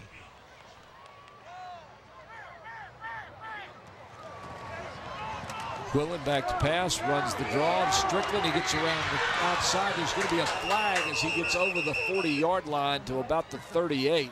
But the yellow flag came out very quickly. Flag came out and went backwards. Very odd call. Looks like Wilkins is going to be called for holding. Let's see how he is. Strickland with a strong move up through the hole. The flag's going to be on the hole right there. That's called a hold. It's curious, but the official right there on it will cost the Crabbers a very good run. During the run, holding against the offense. 10-yard penalty from the spot of the foul. Replay, 1st down. It looks Smith like is going to it from here. No, and he threw his flag backwards. That's what I was saying. He's watching the block by Wilkins is at the 40. Yet the flag is thrown back to the 50. So that cost the Crabbers 10 yards from the original line of scrimmage. All right, let's go down to Brent Musgrove on the sideline. Hey, guys, 2 things. Of course, in the first half, it was relatively flag-free, and I guess they're trying to catch up in the second half. But the most important thing, Addison is up now. Kind of had the wind knocked out of him, but the trainer said he's okay. And as you can see, he's over here on the sideline moving around. We're certainly glad to hear that. We don't want anybody to be hurting. A nice slant pass for the Crabbers. Takes the ball inside Phoebus territory to about the 32-yard line, and that was number Umar Muhammad. Well, the nice thing there is on the last play on the interception, Muhammad did not know the ball was coming. He turned around. This time he knew it was coming to him, and he was moving. That's the best I've seen Muhammad move all year. And Quillen meets him because he can move. He's a big, tall receiver, very quick and very strong. He did a great job. 2 receivers to the top. Quillen goes back. Again, it's a draw play. Once again to, looks like Strickland. He'll get down to about the 25, 26-yard line. And Hassan Price has really stepped up here late in the second quarter, here in the third, playing a strong defense. Watch number 9 in the white as he meets Strickland right around the corner. Ooh, what a tackle. Yes. What a tackle. That's what you teach. And obviously he learned from some very good coaches. 2nd down and short.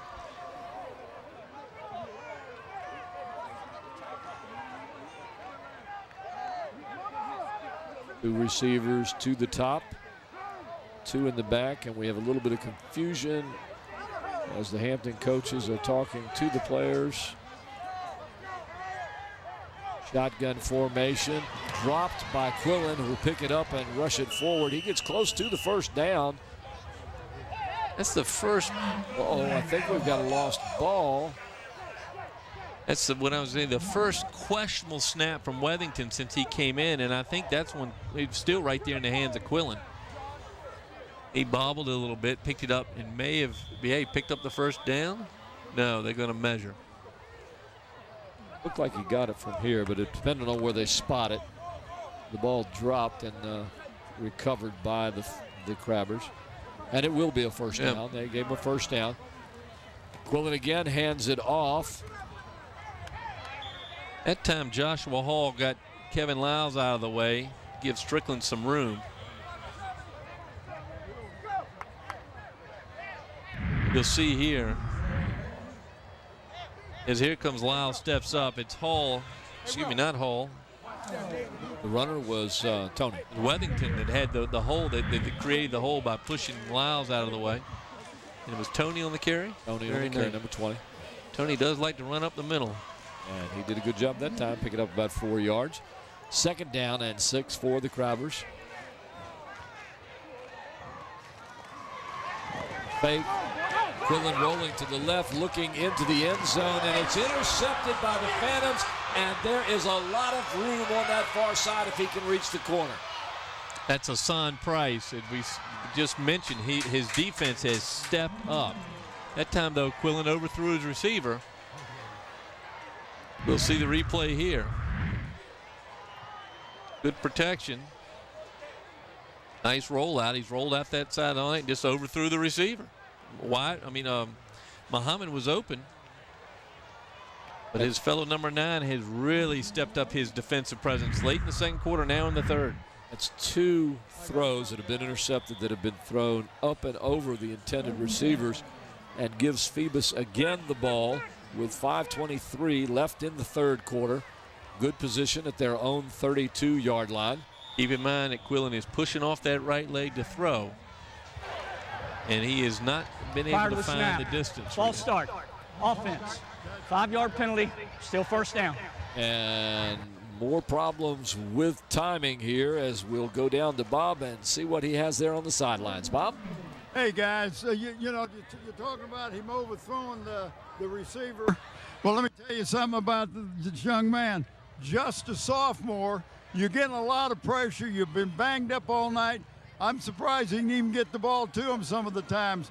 But the line has got to give him a little more time so he can feel comfortable back in the pocket. Young man is a good athlete, and he'll get better as each game goes. And, of course, I'm talking about Quillen. Right now, TT hands the ball off to Marshawn Williams. He bursts through the middle. He gets loose at the 50, and he's gone. He's going to outrace everybody all the way to the end zone.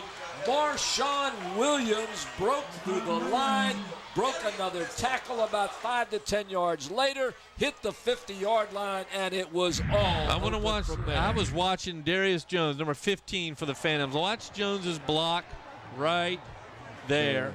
And that does it. Jones ends up flat on his face at the 50 as his teammate Marshawn Williams runs down the sideline for the score. What a block. That young man, number 42, has some speed.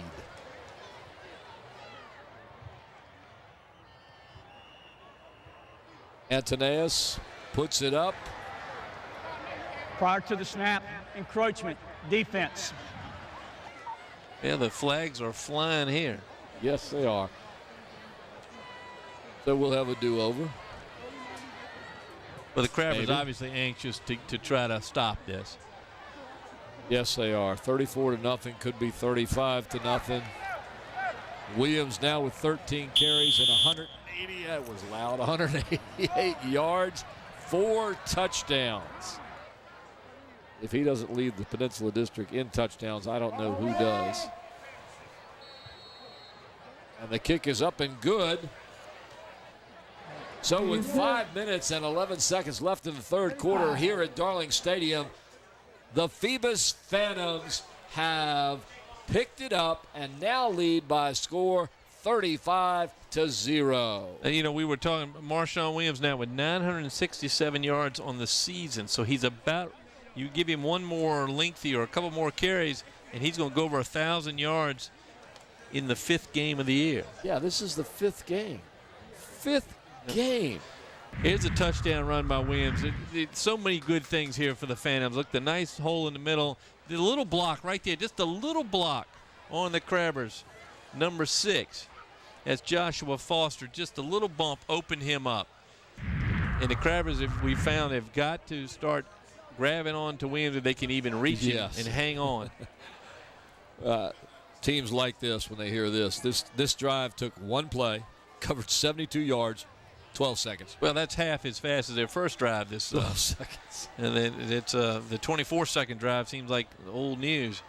Oh, my gosh.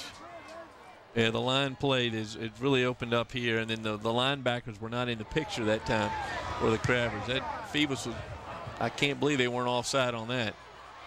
Kind of a funny spiral kick that will be taken out of bounds at about the 23-yard line, where the Crabbers will take over 1st and 10. They're down in this game 35-0 right now in the third quarter. You're watching LSC Local Sports Channel. And Paul, you know what 35-0 means, don't you, in the high school rules? Look at the clock. Click, click, click, click, click, click, click, click, click, click. Is that something new to the Phoebus Phantoms? That's nothing new to them, something very new to the Crabbers. Yes, it is. Crabbers on the end of the running clock with a 35-point lead in the second half. The clock will run here. The Crabbers' time to get back in this thing is rapidly going away. Quillen with a keeper this time. There's an opening on this near side. He crosses the 30 to 35. Oh, is he pushed out of bounds? And that is, it looked like it was Hassan Price, who has quickly become the defensive player of the game for the Phantoms. No flag on that play as Quillen was inbounds. But there's no question that you'll see it here. They know that Quillen is not as fast as he normally is, and they're also trying to make him even slower. Here comes Price. Oh, it wasn't Price, was it? No, it was number 2. I'm sorry, it was Robbie Robinson, who's the cornerback. So Robinson gets the legal hit there. But Quillen picks up the first down. So good news for the Crabbers. They need many more of those. They got to move the chains. 1st and 10. Quillen hands it off to the first back through, and he is stacked at the line of scrimmage and may have lost a little bit of ground as Quillen comes limping to the sideline. I tell you, that limp looks like it's getting worse every time he has a play. Yeah, here comes Brian Hart. Quillen is a gamer. If he keeps going out like that, I'd hate to see him get hurt. Now, that's going to do it for Quillen. Here comes Brian Hart in. Brian Hart, the 9th grader, 6 foot, 180 pounds, with about 100 more pounds on his shoulders here as he comes in the Phoebus Hampton game, his first one. Hart under the center now. He goes back. He rolls left to the near side. He's going to take it himself, and he's wrapped up quickly by the Phantoms' number 70. Well, that's Harry, as I recall, Harry Lewis, the old veteran. Here comes Hart. Now Hart, again, 9th grader, still trying to learn to read all this. Nothing there. And he's brought down hard. But it's going to be up to him. As Quillen is upset he's not in, but my goodness. All he's taken today, he needs a little bit of a rest. He needs to heal up. I mean, the young man right there on the sideline, I'm watching him. He's limping. Well, the quarterback is going to change again. I see Wilkins in the backfield. It looks like Tyquan Wilkins is going to step in. He's done everything else for the Crabbers tonight. He's now going to field. This is his second snap he's taken in the ball game. All right, so Wilkins now at quarterback there from the shotgun formation. Wilkins is going to take it himself. He's going to run it right up the middle. It's the old quarterback keeper. He'll get it just to and maybe just over the 40-yard line as Wilkins now the quarterback for the Hampton Crabbers. But there's going to be there's still a lot of pushing and shoving in that line. It's some real good line play by both teams. Crabbers are going to have to punt here.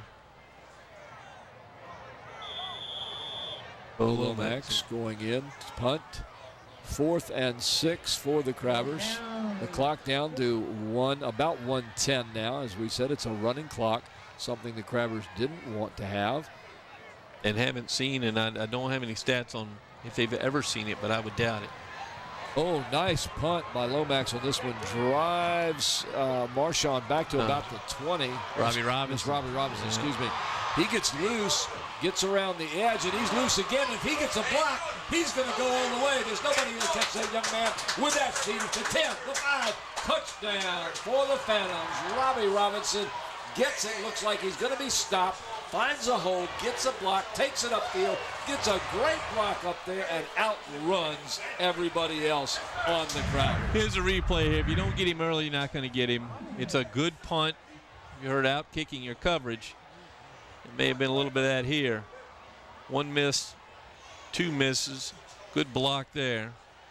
And here he comes behind the line. A miss there, 2 misses. They're trying to tackle his arm. And then he's right by Lomax. Nothing Lomax can do one-on-one against Robbie Robinson. So Robinson on the board with his touchdown tonight. Antoneus gonna have to ice the leg after this. The kick is up, and it is good. So the 80-yard run by Robbie Robinson, and then the point after this game now, Phoebus 42 and Hampton 0. A running clock which has stopped, and we have about 43 seconds left in this third quarter.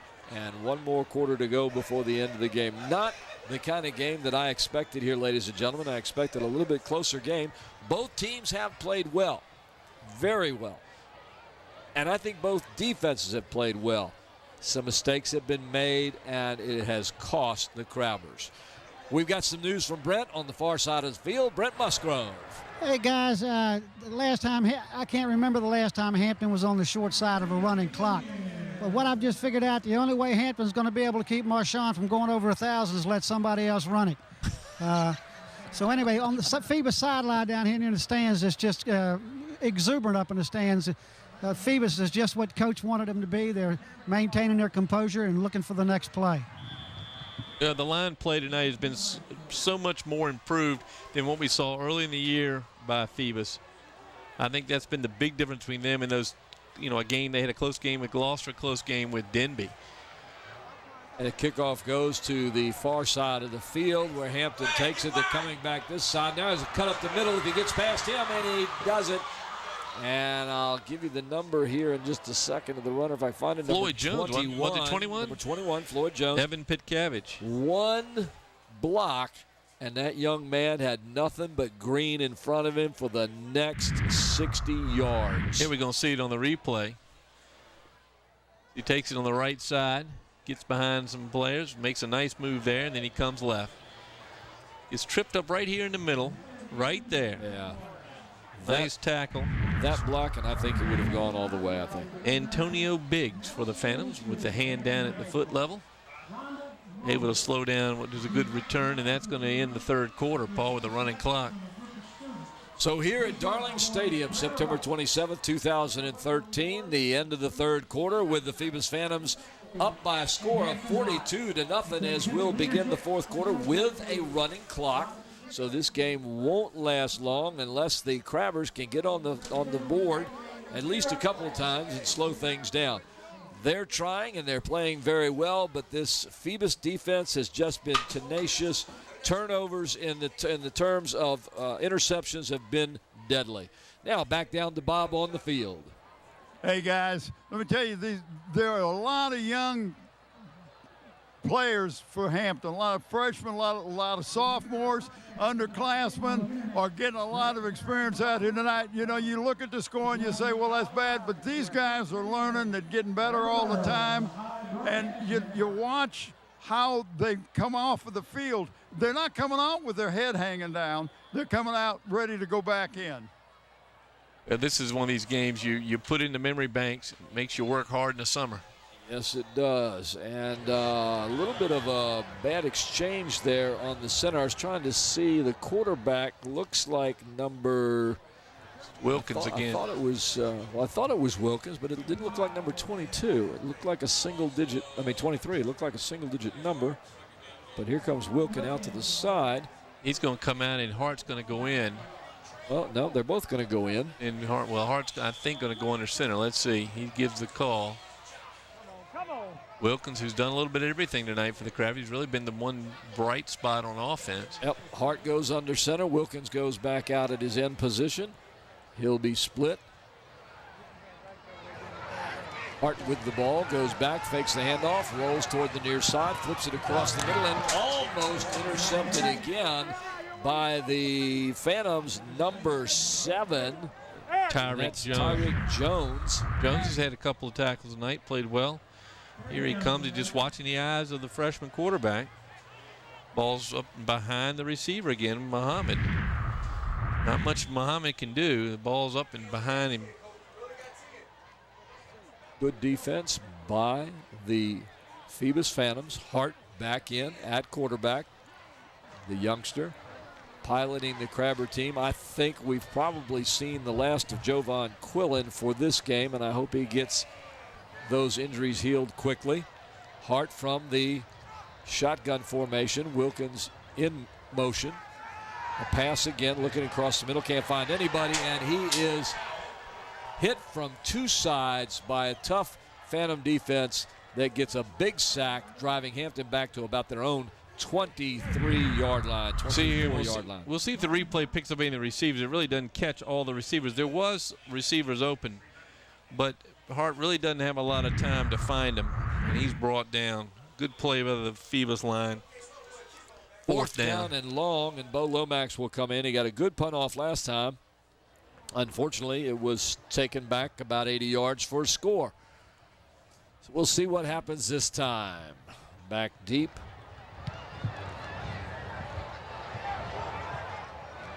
A punt not as long, taken on the run by the Phantoms, number 10, and that is Terrell Tolliver. TT is the play here.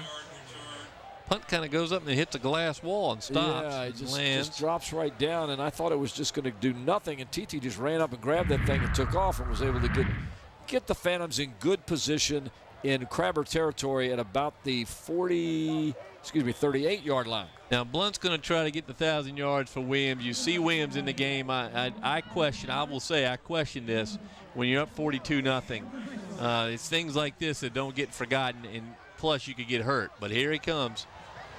There he goes. And I tell you right now, the Crabbers are going to try to bring him down early. Yep. It took about 4 of them to do it. Looks like about 8 of them to me over there. They're really, and I worry when you put somebody out there to try to get a yard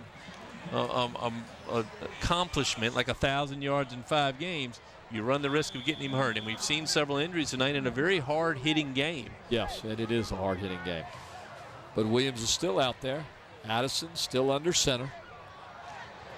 2nd down and 5. Here he comes. There he goes. He'll get that corner, and he's going to pick up more yardage all the way down to about the 19-yard line of the Crabbers is Marshawn Williams as he piles up more yardage after more yardage. Well, this 44, Anton Brown, he popped Addison one time, sent him out of the game. Here he comes in and tries to make a tackle on Williams. Fights off the good block there, but there's 44 and Tyquan Wilkins, who's in on every play for the Crabbers. But Brown showing some style out there as a 9th grader. Anton Brown, 6'1", 200-pounder, 9th grade. 1st and 10 for the Phantoms. Once again, they give it to Marshawn Williams. This time he's, well, I don't want to say stopped yet because he's still standing up and they're still trying to get him down.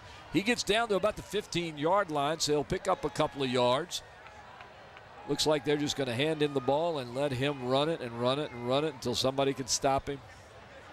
Or he gets to the end zone, one or the other. Well, he started his drive 33 yards away. Here he comes here. Williams looks right, can't find it, tries to go out and go left. Ricky Hatcher hangs on to him long enough to get some help as the Crabbers try to pull the ball out. 202 yards now for Williams. Williams sets up as the 2nd back. Addison under center. 2 receivers out. Of course, they give it to Marshawn Williams. A little bit of a hole. He gets to about the 10-yard line, crosses that, and gets down to the 5.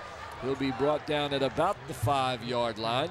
He's very close now to 1,000 yards.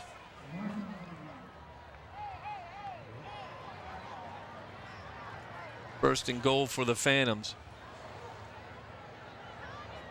Coming up on just about 6 minutes left in this game here at Darling Stadium with the Phantoms holding a 42-0 lead.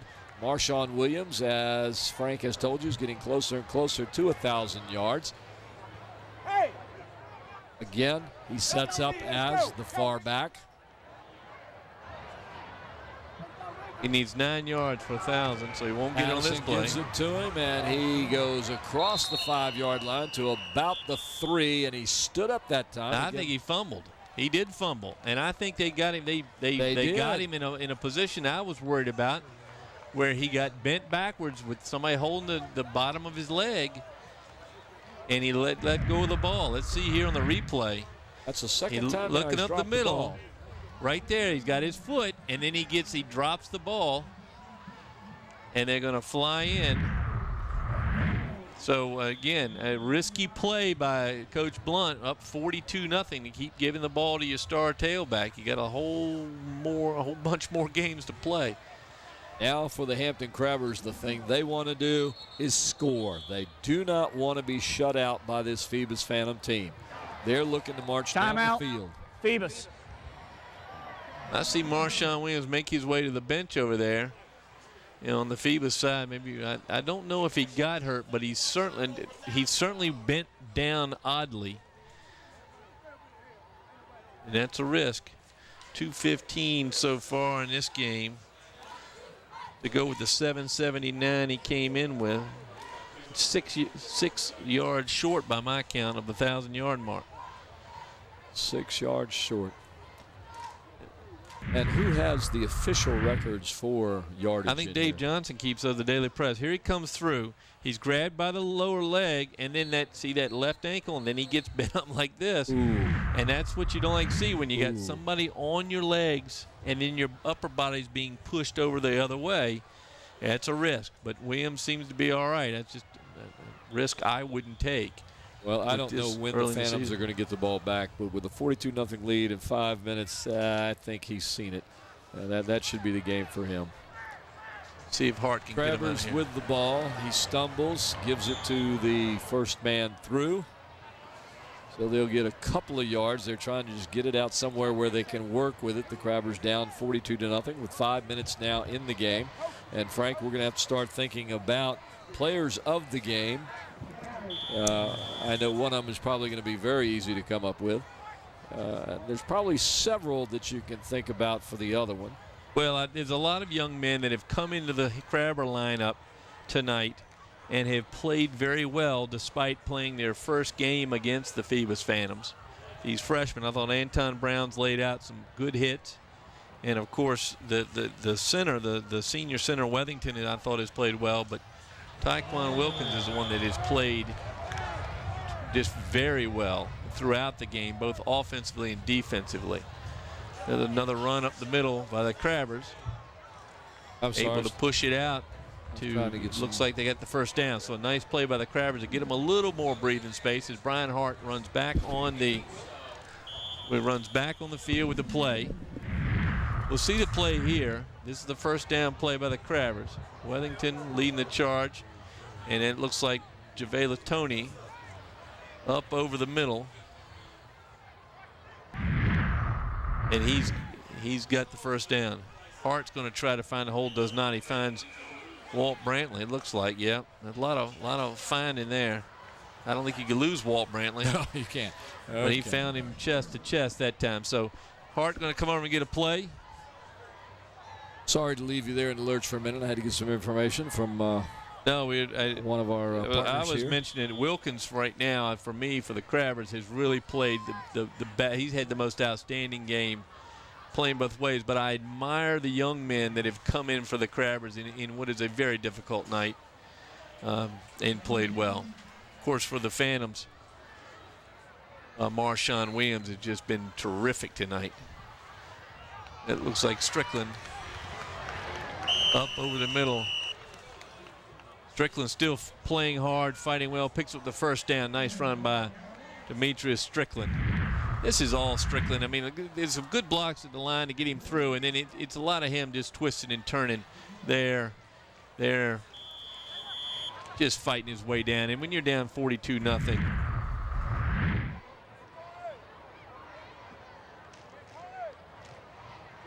that's just a lot of effort. So here they come to the line again as the Crabbers continue with the running clock, trying to push their way. Here comes Hart. A little open field running for Hart. He's up over the 40, down the 45, and he continues to drag it down. Some of the Phoebus defenders try to get the game ball there, not able to do it. Hart hangs on. Nice run by Brian Hart. 24-yard pickup. All right, I'm back again, and I keep leaving you in the lurch here. That's all right. We're trying to get something straight over here, and we got it done. So we're where we need to be, and we've just got 45 seconds left in the game, and we're going to have to announce our players of the game here in a minute for Phoebus and for Hampton. Marshawn Williams for Phoebus, I would think. 18 carries, 215 yards. Hart under center, gives the ball to the first man through, and that looks like number 20. That's Tony making one of his nice runs up the middle. So we've seen some flashes of good things from the Crabbers. Timeout, Phoebus. Here's a replay as Phoebus takes a timeout. Tony hit once, breaks that, and just rolls up another 5 yards. Nice play by the young man. Hampton's a tougher call. Wilkins has played extremely well. Quillen, in the time we've seen him, has played well. Wyatt had a nice catch.